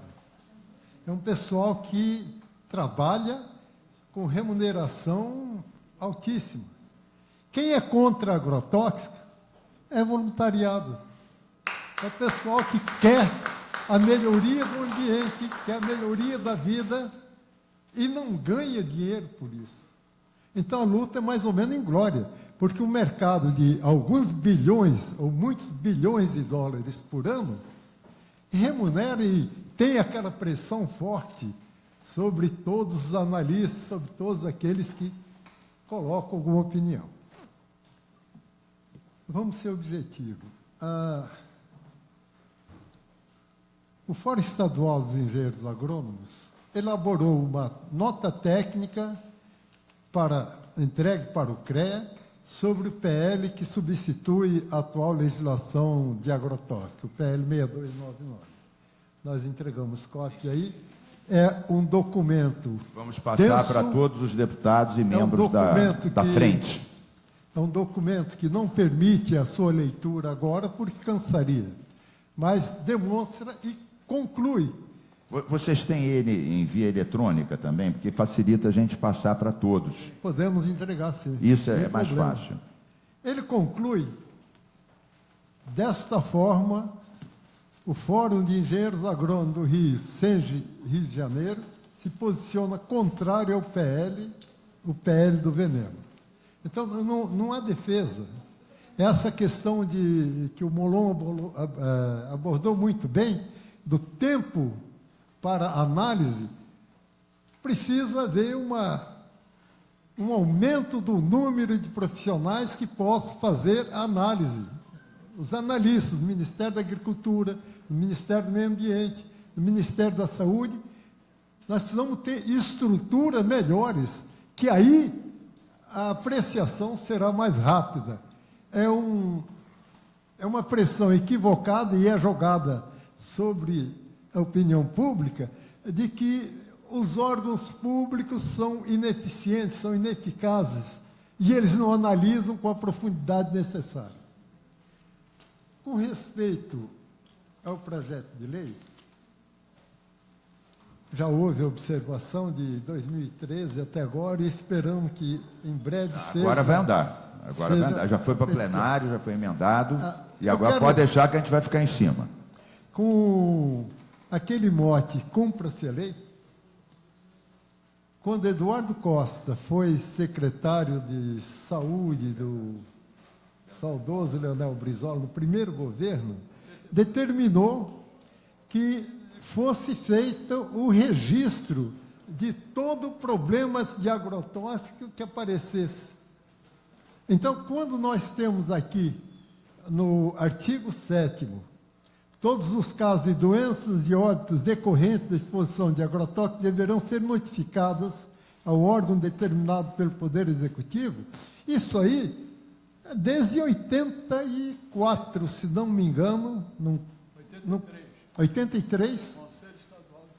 Sim, mas isso provavelmente não era lei, devia de ser um decreto ou uma portaria. Lei é mais forte. Eu sei. Porque se é um decreto, alguém pega, Eu sei, dá uma mas canetada, uma lembrar, lei dá mais força. é lembrar que isso já existia. aconteceu e já há uma preocupação de dezenas de anos. Talvez divulgar mais isso e tirar as consequências da divulgação. Porque às vezes isso é feito, mas o conjunto da sociedade não fica com essa informação em tempo real. Talvez, Freire. Com respeito ao glifosato, antes do glifosato já existiam outros produtos capazes de reduzir plantas concorrentes. Há métodos mecânicos, até bem mais modernos, que podem também superar o uso de glifosato. Entretanto, novamente, como é um produto amplamente usado no Brasil, se usa isso como argumento de que a agricultura vai ficar paralisada se o produto for afastado. Pelo amor de Deus, se nós, no estado do Rio de Janeiro, dermos um apoio suplementar à Pesagro, nós poderemos desenvolver trabalhos experimentais mostrando que a substituição do glifosato é possível. No que diz respeito... Nesse caso, talvez, Freire, o que a gente poderia fazer era realmente... Porque aqueles outros que estão aqui na lei, a gente diz a proibição na data da publicação. A gente poderia dar um prazo, claro, que não fosse tão longo assim, mas que fosse viável, e até prazo esse para estimular a pesquisa e a inovação nesse caso. Algo sempre... Aqui há uma emenda aditiva que amplia esse prazo de forma que se possa ter uma situação alternativa. Não houvesse um choque muito forte, imediato, mas um prazo que não fosse também tão longo que perpetuasse a questão. Exatamente. E que nesse prazo algo se desenvolvesse para a substituição. O que acontecer nesse prazo para garantir que houvesse mesmo a substituição e que os órgãos de pesquisa e extensão já começassem logo a trabalhar em vista de cumprir o prazo, e não quando chegar no fim dele pedir um adiamento, por exemplo, que é o que acontece muitas vezes. Agora, o projeto de lei 2381, que é do ano passado, sobre a política estadual de apoio à agricultura urbana... sim, o outro projeto. Esse outro projeto. Nesse projeto, eu senti falta da apresentação ou de um apoio maior à agricultura orgânica. Eu quero lembrar que a Pesagro, a Universidade Rural e a Embrapa Biologia têm um projeto de estímulo à agricultura orgânica, que é a Fazendinha. É um projeto que já tem mais de 20 anos e que demonstra cabalmente a possibilidade de produção sem uso de agrotóxico. E isso aqui... Não, e tem mais, não é numa escala micro, ela permite os conhecimentos, pesquisas lá desenvolvidas, já mostra que isso pode ser ampliado e fortemente utilizado. Considerando que a agricultura urbana é uma realidade que precisa ser estimulada, considerando também que essa agricultura urbana não deve usar agrotóxicos, até porque a deriva dos agrotóxicos pode contaminar todas as pessoas ao redor. Então, naquilo que se considera agricultura urbana, deve estar abolido o uso de agrotóxicos, senão não vai. Eu não posso aplicar agrotóxicos aqui e não contaminar o meu vizinho. Então, me parece que esses aspectos aí são fundamentais. Eu acho que a gente pode... Estava falando com a Alba, que é bióloga, e, na verdade, a gente apresentou um projeto diferente desse. O deputado Mulim tinha apresentado, a gente resolveu juntar, é uma praxe aqui na Assembleia, quando tem 2 projetos, a gente juntar, mas eu acho que a sua observação é boa, embora fale em vários pontos de combate à poluição, controle, erosão, etc. Eu acho que a expressão agricultura orgânica, eu acho que ela é cabível, a gente pode, através de uma emenda, é boa a sugestão. Mesmo que tenha em outros pontos as expressões sustentável, ambiental, redução de impacto, eu acho que é importante ter essa expressão. Eu concordo que a gente faça essa emenda aditiva. Observe, Mick, que o que nós estamos falando da impossibilidade de uso seguro de agrotóxicos em ambiente urbano. Para o controle de pragas e doenças, nós vamos ter que adotar os métodos apropriados. Está dizendo que ser ainda mais rigoroso pela quantidade imensa de pessoas que circulam em volta das cidades. Então, Ótima observação. São essas observações que eu estou fazendo e coloco à disposição, à tua disposição. O sindicato. O Fórum Estadual. O Fórum Estadual. Muito obrigado. Obrigado você, engenheiro Luiz Rodrigues Freire, pelas observações e pela sugestão que foi acatada aqui. Então, para concluir aqui a nossa mesa, eu passo a palavra para o Almir César de Carvalho Batista, que é economista da Secretaria Especial de Agricultura Familiar e Desenvolvimento Agrário, da Casa Civil, né? Delegacia Federal de Desenvolvimento Agrário, aqui do Rio de Janeiro, mais ligado à Casa Civil e à Secretaria Especial. Agora, eu fiz uma confusão aqui. Isso aqui é governo estadual, não é? Federal. Não, então está falando certo. Eu estava falando certo. É governo federal. É isso, governo federal.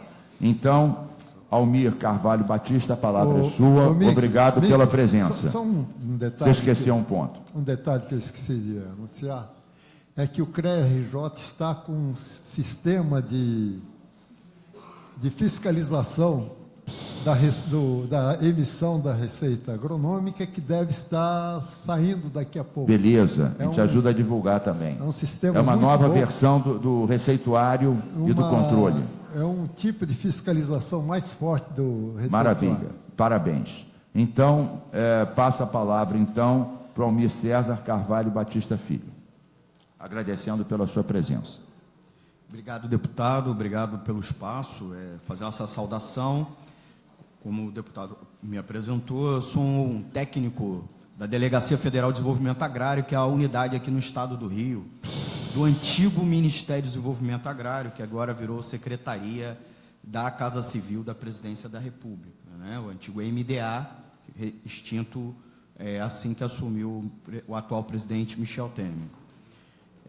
Saudar, agradecer pelo espaço, explicando que o antigo MDA, atual SEAD, cuida não da política agrícola, mas da política agrária do governo federal. A reforma agrária, o apoio à agricultura familiar e o desenvolvimento do meio rural.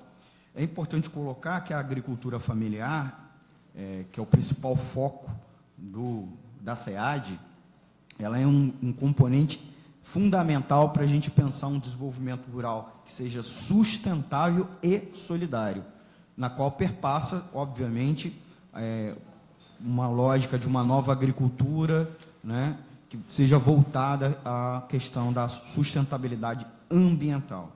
É por conta, inclusive, disso, que, em conjunto com o MAPA e outros órgãos, o antigo MDA desenvolveu o PLANAPO e o PINAPO, que é a Política Nacional de Produção Orgânica e Agroecológica. Então, colocar que isso já é uma política pública federal, inclusive com o apoio do Ministério do Meio Ambiente, da Anvisa, que participam de maneira conjunta numa Câmara, inclusive uma Câmara técnica, que faz a governança desse dessa política nacional e desse programa nacional. E é também voltada à questão do PNAPO e do PLANAPO, que as políticas diretamente executadas pela SEAD, como o PINATER, o Programa Nacional de Assistência Técnica e Extensão Rural, é desenvolvido, o Programa Nacional de Apoio à Agricultura Familiar, o PRONAF, que é conhecida como Política do Crédito Agrícola, e tantas outras são desenvolvidas para que a gente possa dar viabilidade à produção orgânica e agroecológica. Atualmente, a SEAD vem se debruçando também para políticas de agricultura urbana, entendendo a nova dimensão da agricultura que atravessa, né, transpõe-se do meio rural para o meio urbano e vice-versa, porque um novo meio rural que não é mais dedicado exclusivamente às atividades agrícolas. Nós temos hoje um rural que tem uma nova dimensão e o estado do Rio de Janeiro talvez seja onde é mais avançado essa dimensão, né? Essa dimensão rural que não é exclusivamente agrícola. E vice-versa, porque também nós temos muita atividade de agricultura urbana e periurbana. E a SEAD vem sendo constantemente convidada a dialogar para poder desenvolver políticas de apoio a essa agricultura urbana no Estado, na dimensão federativa do Estado, como também nos municípios. Não à toa que, inclusive aqui na capital fluminense, a Prefeitura nos chamou para desenvolver e nós apoiamos a realização de uma conferência municipal de política agrícola e desenvolvimento rural, como a reinstalação, que deve estar acontecendo até o final desse mês ou do próximo, do Conselho Municipal de Desenvolvimento Rural, que estava paralisado há mais de 10 anos. E outros municípios também vêm nos convidando, aqui na cidade do Rio de Janeiro, município do Rio de Janeiro, como também a Frente Parlamentar da Câmara dos Vereadores, que vem tramitando um projeto de lei de agricultura urbana, especificamente de agricultura urbana. Nós também somos convidados e estamos participando de uma produção legislativa aqui da casa. Então, chamar a atenção a essa frente parlamentar, aqui a comissão, que é um conjunto de leis tramitando, que a sociedade civil vem participando, e os órgãos públicos estaduais e federais, né, também ajudando na elaboração, que é o quê? A lei do PEAPO, projeto de lei do PEAPO, Política Estadual de Agroecologia e Produção Orgânica, que é o PL 2746/17. O autor principal é o deputado Figueiredo, se eu não me engano. Existe também um projeto de lei de produção orgânica e desenvolvimento rural sustentável, que é o PL 522/2015, que provavelmente vai ser o substitutivo do PEAPO, certo? Porque ele tem ele é anterior, né, antecedência legislativa. Nós também participamos aqui, participando lá, como eu disse, lá na Câmara dos Vereadores do Rio, dos debates sobre Lausanne, que foi aprovada na Câmara, foi vetada pelo prefeito Crivella, e a Câmara, semana agora, derrubou o veto. Que boa notícia. Como também, como eu disse, do debate sobre a aprovação da lei do SIM, do Serviço de Inspeção Municipal, porque é muito importante para o agricultor familiar, orgânico, agroecológico, como convencional, a defesa agropecuária, a inspeção agropecuária. Então, essencial. São medidas que são complementares entre si, como também colocar que no âmbito federal foi publicada a nova portaria da emissão de DAP. Para quem não sabe, DAP é a Declaração de Aptidão ao PRONAF, que é o documento de identificação do agricultor familiar, e é um documento que permite acesso às outras políticas, inclusive a ATER, o conhecimento, os saberes, as técnicas, que a política de ATER, que o extensionista rural está levando a esse agricultor. Inclusive, para que a agricultura orgânica e agroecológica, o acesso e o conhecimento aos defensivos alternativos, porque não adianta se falar de proibição, sem alternativa, ensinar o agricultor as alternativas. Muito bem. Não só químicas, como agrobiológicas, de baixo impacto ambiental. Então, é preciso discutir a terra, e como, por sua vez, discutir a DAP, que hoje nós temos um problema no estado do Rio, porque menos de 1/3 dos agricultores familiares desse estado tem DAP. Então, nós alteramos o normativo nacional com a portaria 523/2018, participei do projeto de elaboração, na qual, inclusive, aquelas limitações que levavam o extensionista rural das entidades emissoras de DAP, ficar milindrado com emitir DAP, por exemplo, em áreas urbanas, acabou, porque suprimiu-se a expressão zona rural, atividade rural. Tudo foi substituído por uma categoria analítica mais moderna, que é a atividade agrária. Então, atividade agrária, unidade familiar de produção agrária, imóvel agrário. Porque isso transpõe o preconceito que se tem sobre a categoria rural, que fazia com que se criasse um preconceito que não haveria atividade agrícola em zona urbana. Então, são iniciativas que nós, do governo federal, estamos Essas notícias que você está dando são todas muito boas. A derrubada do veto eu não sabia, e essa mudança eu acho muito boa, que acaba estimulando a agricultura urbana também de outras formas. E trazer mais duas informações, por conta do tempo curto, e para abrir para o público debater. Nós, da SEAD, estamos abertos a todo o debate. Nós incentivamos, inclusive, e apoiamos o próprio CEPORG, que se reúne frequentemente lá no nosso espaço, no nosso auditório. Tem, inclusive, vários rostos aqui conhecidos, além de colegas que são de outros órgãos estaduais e federais aqui presentes, mas rostos de ativistas desse movimento da produção orgânica, mas também o Fórum Permanente da Agricultura Urbana, que nós gostaríamos de convidar o senhor e a equipe a participar. É um fórum que, inclusive, se reuniu na segunda-feira. Nós temos uma reunião uma vez no mês. Lá se realiza, inclusive, lá no nosso auditório, e na qual nós apresentamos isso, inclusive, os resultados preliminares do censo agropecuário, que tinha uma pergunta sobre o uso de agrotóxico, né, que confirma o fato, inclusive, que o estado do Rio é um dos estados que menos usa agrotóxico. Mas, por outro lado, é um estado que nós temos um agricultor familiar empobrecido, que nós precisamos dar alternativa para ele poder ter suas práticas alternativas e não convencionais, mas que dá viabilidade econômica para ele. Isso. Porque que seja uma coisa acessível e viável. E que o produto agroecológico e orgânico não seja um produto elitizado por um lado e o pequeno também não conseguir garantir a sua autossustentabilidade. Então, precisamos discutir crédito, compras institucionais como o PNAE e o PAA, extensão direcionada, políticas de integração da cadeia produtiva, para que o produto possa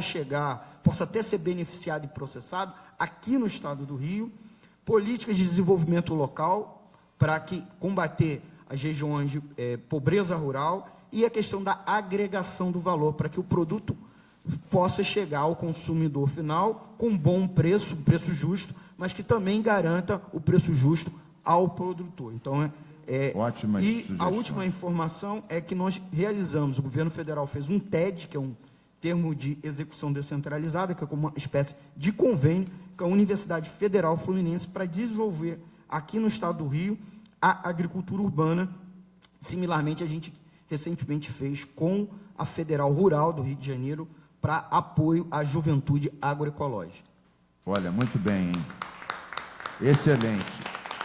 O Almir César Carvalho, ia pedir depois se você pudesse disponibilizar, ainda que eletronicamente, algumas coisas para frente, para a gente difundir.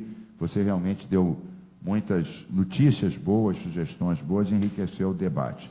Pessoal, a gente está com um problema que é o seguinte: essa audiência foi marcada para 1h30 e o nosso teto é 4 horas. Agora são 10:45. Além das pessoas da mesa, que somos nós 5 e mais o Molon 6, 3 pessoas já pelo menos fizeram questões para o Molon. Então, na verdade, já falaram 6 pessoas, mais 3, 9. Está inscrito o Sérgio Rosário, se inscreveu, do CEPORG. O Thomas se reinscreveu, dessa vez por uma consideração, não uma questão para o Molon, que foi a que você levantou especificamente sobre o glifosato. E nós vamos encerrar aqui as inscrições, porque a gente tem que devolver esta sala às 4 horas. né? Essa não é a primeira e não será a última. E depois também outras sugestões de aperfeiçoamento também podem ser enviadas sempre via eletrônica. Você está triste, quer fazer uma intervenção? Fará uma intervenção, porque está aqui a Ana Paula, não falou ainda, e ela está aqui representando também duas entidades, a ERJ e a PEDEMA, são entidades importantes. Então, vamos fazer essas 3 intervenções. Eu sei que todo mundo quer falar mais sobre o assunto, mas a gente tem... E a gente vai poder voltar para essa... Podemos. Não, eu já me comprometi com o Molon de fazer audiência... Não, mas eu digo, hoje a gente pode dar uma... Claro, claro. Não, e outra coisa, sugestões sobre pelo menos esses 2 projetos que estão aqui, vocês podem mandar eletronicamente, né? A Lara, que está aqui, e a Alba, que está aqui, são biólogas que estão em cima desses 2 projetos.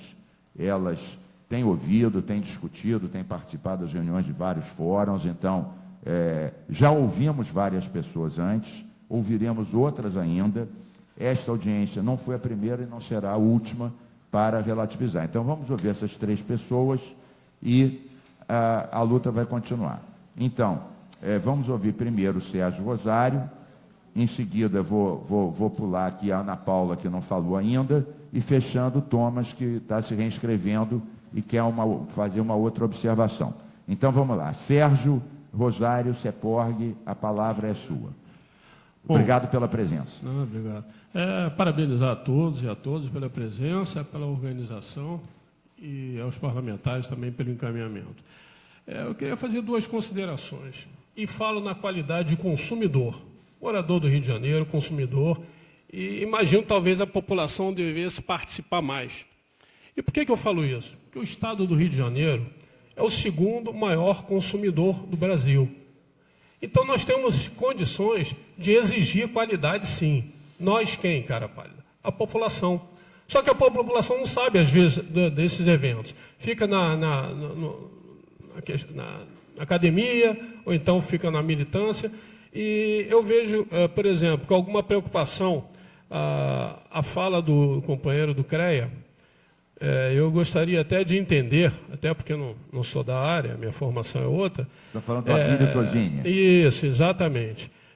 Desculpa a deselegância de não ter gravado o nome. Não, mas tudo bem. Eu também esqueço. Ele representa a Comissão idiosincrasias da CREA. velhice. Então, Abílio, por exemplo, existe um controle de receituário fiscalizado pelo CREA. E por que da pergunta? Eu assisti na Universidade Rural, recentemente, sobre o censo agropecuário. Sobre o censo agropecuário. E ali foi comentado pelo expositor do IBGE sobre, primeiro, o grau de desinformação, de não informação ao censo. Vou chegar onde eu estou querendo. E, na oportunidade, foi dito o seguinte, olha, infelizmente, a gente está com uma política de redução de riscos, então, quem emite o receituário é o profissional. Eu quero saber se o CREA tem uma política de discussão, né, já fechada, deontológica, com os profissionais da área. Uma orientação específica em relação a isso. Exatamente. Seria Perfeito. basicamente isso. Beleza. Eu pedi para o Abílio responder daqui a pouco.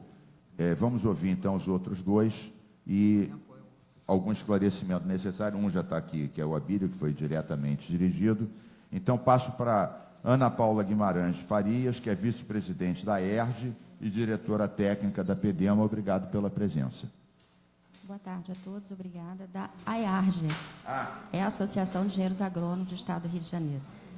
AERJ, o que eu falei? AERJ. AERJ. Sem problemas. Tá certo. Sem problemas. Desculpe. Bom, serei breve. Como eu não cheguei desde o início, eu não sei de tudo, né? O que os colegas... E posso Mas correr o conhece o risco do assunto. chover no molhado, né? Mas eu tive aqui um pedido até de Marcos para se falar sobre a intensificação do controle da aplicação de produtos, que ainda no interior isso é muito frágil. Inclusive, o glifosato é aplicado em calçadas. Calçadas onde se tem pouquíssimos...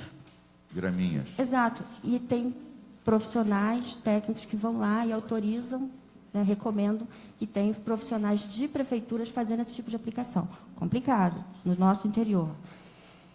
Mas o meu ponto aqui é sobre a grande oportunidade da gente falar do resíduo orgânico da área urbana Porque no momento em que trabalhamos hortas, no momento em que trabalhamos produção de alimentos, nós temos o solo que precisa ser fortalecido.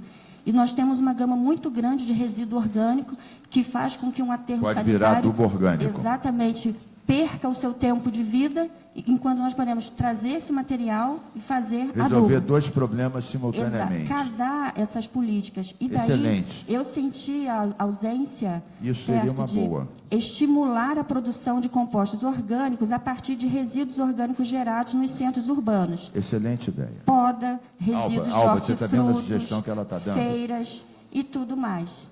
Então, essa seria Muito neste momento. Tá? E Perfeito. sem mais, por causa do tempo. Ela deu uma excelente sugestão para a gente acrescentar na lei da agricultura urbana, de casar com o resíduo orgânico urbano na produção de adubo orgânico, e acrescentar isso na lei como estímulo. Eu acho que a gente pode fazer isso perfeitamente. Bem, então agora sim, a última intervenção, voltamos então ao Thomas para fazer mais uma consideração. Em relação a esse projeto de agricultura urbana, eu acho muito interessante, acho que as considerações do Luiz fez são muito oportunas. Boas. Boas, particularmente também pelo perfil do Estado do Rio, que não é da grande agricultura, mas uma agricultura mais de hortigranjeiros, etc., de consumo local, etc. Então, acho que casa bastante bem, etc. Agora, eu gostaria de que a lei tivesse... alguns pontos, não sei como é que se fala no ponto de vista legal, mas, por exemplo, nós temos áreas de grande poluição. Ou, por exemplo, grandes vias de muita queima de combustível, que você tem poliaromático no ar em qualquer quantidade, e, evidentemente, se você ficar muito perto fazendo agricultura urbana, você vai ter um aporte de poluição, de contaminação significativo. Então, isso tem que ter deveria... cuidados. Mas isso a própria lei devia lembrar, ou próximo a uma fábrica, não é? Ou, enfim, que isso aí tem que tomar um pouco de cuidado. O que ela sugeriu, em princípio, é muito bom, mas... Não estimular em áreas que tenham a contaminação do ar que acaba passando para a agricultura. Particularmente o que é de folha, as folhas que a gente come. Se tem tubérculo, Eu acho essa é melhor. observação muito boa, Thomas. Muito então boa. vai ter que considerar isso um pouco. Obrigado. Né? Aliás, já tem 3 sugestões acatadas aqui em relação à agricultura urbana. A do Freire, a sua e a da Ana Paula. Abílio, peço para você ser breve, porque o nosso tempo se foi, mas foi dirigida para você uma pergunta muito objetiva. Como é que o CREA trata da orientação para os para os engenheiros associados na parte do receituário e, portanto, da fiscalização? Antes de responder a pergunta dele, cumprimentar o nosso companheiro do governo federal, que ajudou a promover o encontro, Conferência Municipal de Desenvolvimento Almir, Rural. está te elogiando aqui, falando bem de você pelas costas. Pela sua atuação na realização da Conferência Municipal de Desenvolvimento Rural. E tem algumas pessoas aqui que participam lá do nosso conselho, e que eu espero que volte a funcionar como funcionamos naquela época da organização da conferência há alguns meses. Nessa discussão que teve no plenário do CREA, segunda-feira passada, colegas da agronomia e da florestal expuseram muito sobre essa dificuldade das anotações de responsabilidade técnica sobre o receituário dessas substâncias. Por quê? Porque o pequeno agricultor, há algum tempo atrás, já meio longe no tempo, ia para a Embrapa, porque a Embrapa tinha um número de técnicos que dava apoio para os pequenos agricultores e orientava os pequenos agricultores como trabalhar sem depender tanto dos venenos, que são caros e onera a produção para o pequeno agricultor. Só que, eu até pedi para o Mink aqui em voz baixa, há quanto tempo que a Embrapa não faz processo seletivo público para repor os seus quadros que estão se aposentando? Não sei, mas há muitos anos, com certeza. É mais um dos órgãos de prestação de serviço público que estão com data marcada para morrer. E agora, com essa lei infeliz que impede novas contratações por concurso público, é mais um órgão que vai morrer. E aí, onde é que o lavrador vai bater na porta? Ele chega no vendedor do veneno. Meu amigo, eu tenho uma praga lá, mas eu preciso... Ah, não tem importância, está aqui a receita, ele já tem a receita pronta pré-assinada. Então, caro amigo, a fiscalização do exercício profissional, estou aqui do lado de um professor da área da agronomia que pode complementar a minha resposta, por mais que o CREA queira exercer a fiscalização do exercício profissional, primeiro o CREA também, com a crise e a queda brutal na arrecadação pelas ARTs, não pode contratar também novos fiscais. E o quadro de fiscais do CREA já não é tão assim abundante que possa ir lá, a não ser que tenha uma denúncia. Quem vai denunciar? Aqui no estado do Rio de Janeiro não tem tantos desaparecimentos de fiscais, não. Mas, por exemplo, o meu tio morava em Araguaína. Na terra dele, deixa eu fazer uma pergunta para você. Na terra dele foi assassinado um fiscal porque denunciou a entrada de produto contrabandeado para matar paga em pastagem. Deixa eu te fazer uma pergunta bem direta, Abílio, pensando em legislação. Já existe uma lei, se existia, é caso de fazer o cumpra, se não existia, é caso de complementá-la. Existe uma lei que pune o vendedor que ele próprio passa uma receita, um receituário. Já existe essa lei? Mas não é ele que passa, ele tem algum profissional... lá associado a ele. Igual tinha, lembra na época que as farmácias tinham o farmacêutico canetinha, que o farmacêutico assinava por não sei quantas farmácias. Então, ele na verdade, tem o agrônomo canetinha. é mais o cumpra-se. Existe a proibição, mas eles encontram esse artifício que você acabou de mencionar. Temos que estudar lá no nível do CREA se já Como existe fazer? Alguma forma. A gente procura no exercício profissional, por exemplo, eu sou da Câmara Técnica de Engenharia Química.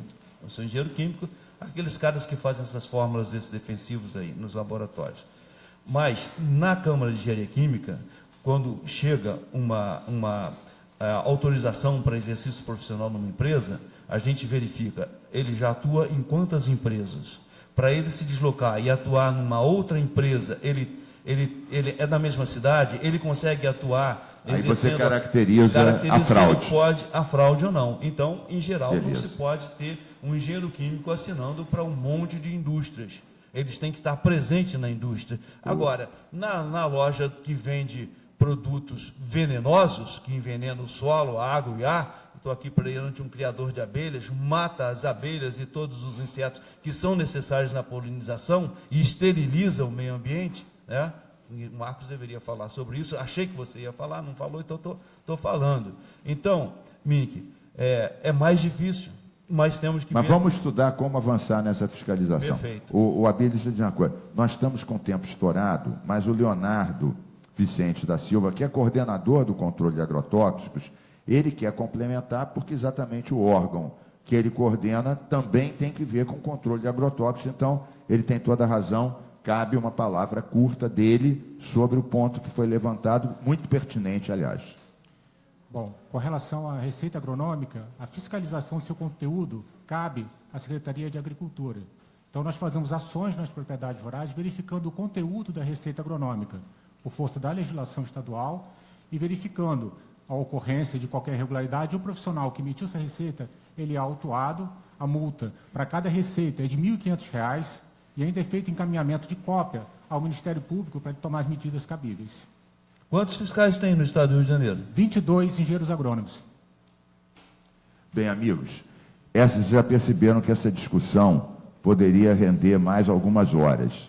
Infelizmente, o nosso prazo acabou e eu queria agradecer aos membros da mesa, a todas as pessoas que participaram da audiência, ao Molon, que já não está mais aqui, mas ele veio e respondeu pelo menos 3 questões, e eu já me comprometi com ele também de fazer uma audiência sobre Pinara, que eu vou contar com todos, dizer que as sugestões que foram feitas serão incorporadas ao projeto, e a Frente Parlamentar Ambientalista do Rio agradece a todos, e também as sugestões e observações que foram feitas pelo Thomas e também pelo Almir César Carvalho aqui, da Secretaria Especial, e outros, as que chegarem aqui, e assim como o documento do Fórum Estadual dos Engenheiros Agrônomos, assim que chegar de forma eletrônica, nós vamos passar para toda a rede da frente. Então, declaro encerrada a sessão, mas não a luta por uma agricultura orgânica e uma alimentação saudável pela saúde do povo brasileiro. Obrigado a todos, boa tarde. E não vão embora sem levar o